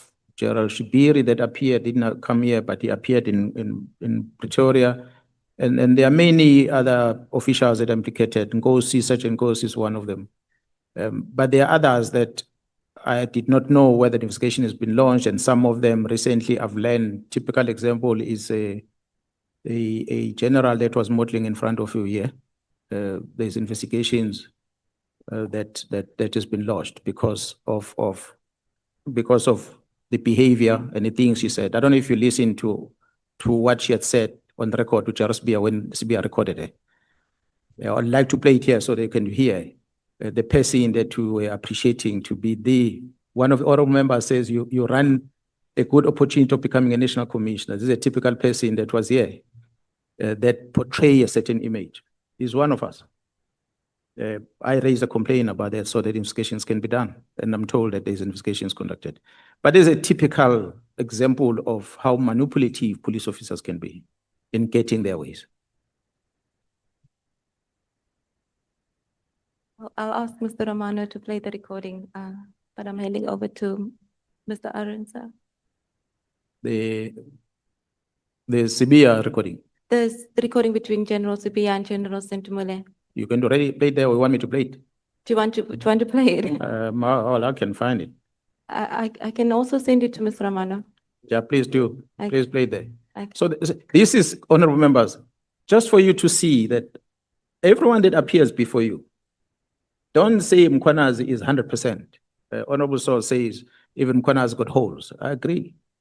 We all have got our downfalls. So, but put a straight face, throw questions, don't celebrate, we walk out. You make your decisions. That's what I'm asking for. So Sentumule comes here with their own things. And when she walks out here, she's more like a celebrity. And even some members are even thinking that, oh, this is a potential person. I removed her at Crime Intelligence in 2012. Nobody asked why. Just so you know, her history. So he's a person who acts to be doing good, but when she speaks to Sbia, you can tell it is not a good person. When I presented, I said, I had experience of manipulation of resources of crime intelligence back in 2012. And there's not much change to date. Not much of the change, except. So there are many other things that we might not raise, but yeah, we can talk the whole day. Do you have the video? I've sent it to Mr. Romano. He's going to play it just now. But just while we edit, General, you said nobody asked why she was removed or that you have in fact removed her from crime intelligence.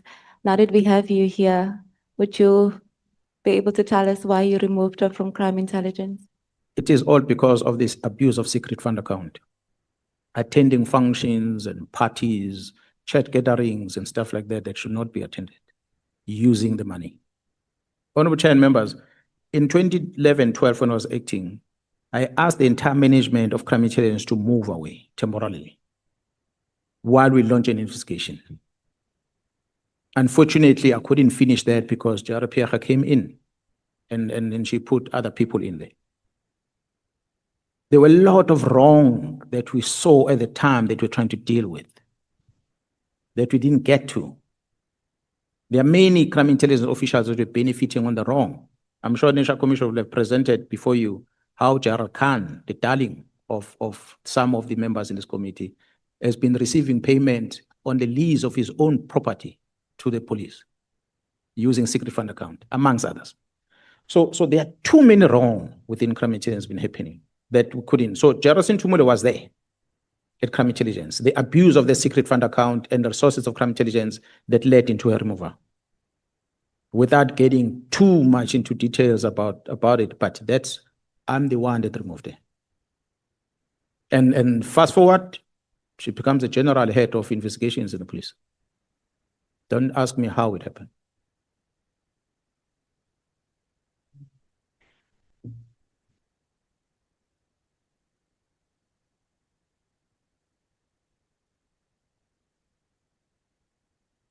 I must say, honorable members, that clip is not had gone to the National Commissioner and he said things that I did not say. So now that I'm talking to Sentumule, I want to make sure that I can trust the space in. That's why I'm recording it. That's what Sbia said. So he recorded Sentumule. And the recording, Sentumule is the one who's doing more talking than what Jarosbia is talking. And Sintimole is blaming the PKTT. Sintimole is rubbishing Colonel Kumalo, even said me and Colonel Kumalo, I think we're brothers or a father and son. She made all sorts of allegations unprovoked by SBA. She voluntarily just say all these nasty things about all of us. And at the end, the conclusion, I'm not a closer person, I got someone to translate the words that she used at the end. I don't know who was she giving those, I don't know, is it what, mene get or something like that. Do you know that word? What is the word that she used? She used a word, funny word, that implies that her own boss has got no backbone or something like that. I wrote a complaint to the National Commission to investigate this, because we can't have a general that behaves like this. If Sibia did not talk about it at Madlanga, we would not have known. And she acted as if, no, she was trying to, she's an intelligence person, yes, she comes from intelligence. She can manipulate and infiltrate people. So she spoke to Sibia about this thing long, honorable members, before these letters, I believe, of Sibia. She was in support, 100% of it. She can't turn around and say, Sibia wrote these letters, I didn't agree with it. But when you listen to her on the recording, it tells you that she was in full support. She even said Kumalo was moving around with Lucky. Lucky is me. Even Sibia asked, who is Lucky? I said, no, Jerry Mkhwanazi. This Kumalo has been moving around with Mkhwanazi, was a driver of Mkhwanazi, is this, and this, is this from Mkhwanazi, all the way. This is the general that came before you. That's what I'm saying. Before you can say Mkhwanazi is a good man, listen to Mkhwanazi, take notes, make your conclusions. Because you're going to come and applaud Mkhwanazi in the presence. When you turn around, someone is going to walk in here and say, Mkhwanazi is this and that, like I'm doing now. So this is just a plea to the parliamentarians that in future, anyone who's in front of you, trust them as South Africans. Trust that they're honest with what they're telling you, but don't show that much support in your face. Until you go back behind doors, you analyze what they were telling you, gather other evidence, you make conclusion. Then you'll know this one, no, it's not to be trusted. That's all I'm asking for. Okay, General. Honorable Chair, can we break at this point? And hopefully we can get the recording up and running. And then immediately after lunch, we would require another 30 minutes. Look at the honorable member behind you. You can shake your head again. He's looking at you. Show him that you disagree. Honorable Skosan. Chair, thank you very much. I'm just worried about time, Chair. I know that the issue of time, that we should not rush anything here. You, in your benevolence, you said you're going to give us 45 minutes, 30 to 45 minutes. Now, I'm looking at the time, and I'm looking at all the members who are here. I know that we scheduled for 2 days, but we said we want to finish today. But if it means last time, some members complained about that we are knocking off, we are no longer productive if we are kept here until the early hours of the morning. Now, I'm not sure about other members. If they are comfortable, it's fine. We can go up to 4 o'clock, but which means that we'll be out here around 1 in the morning. Thank you, Chair. Yeah, I want you to break for lunch, and during your break, you will talk between and amongst yourselves. And then you will come back at 2 and tell me if you are granting the evidence leader a further 30 minutes. Yeah. When you come back, I need a report from you, honorable members.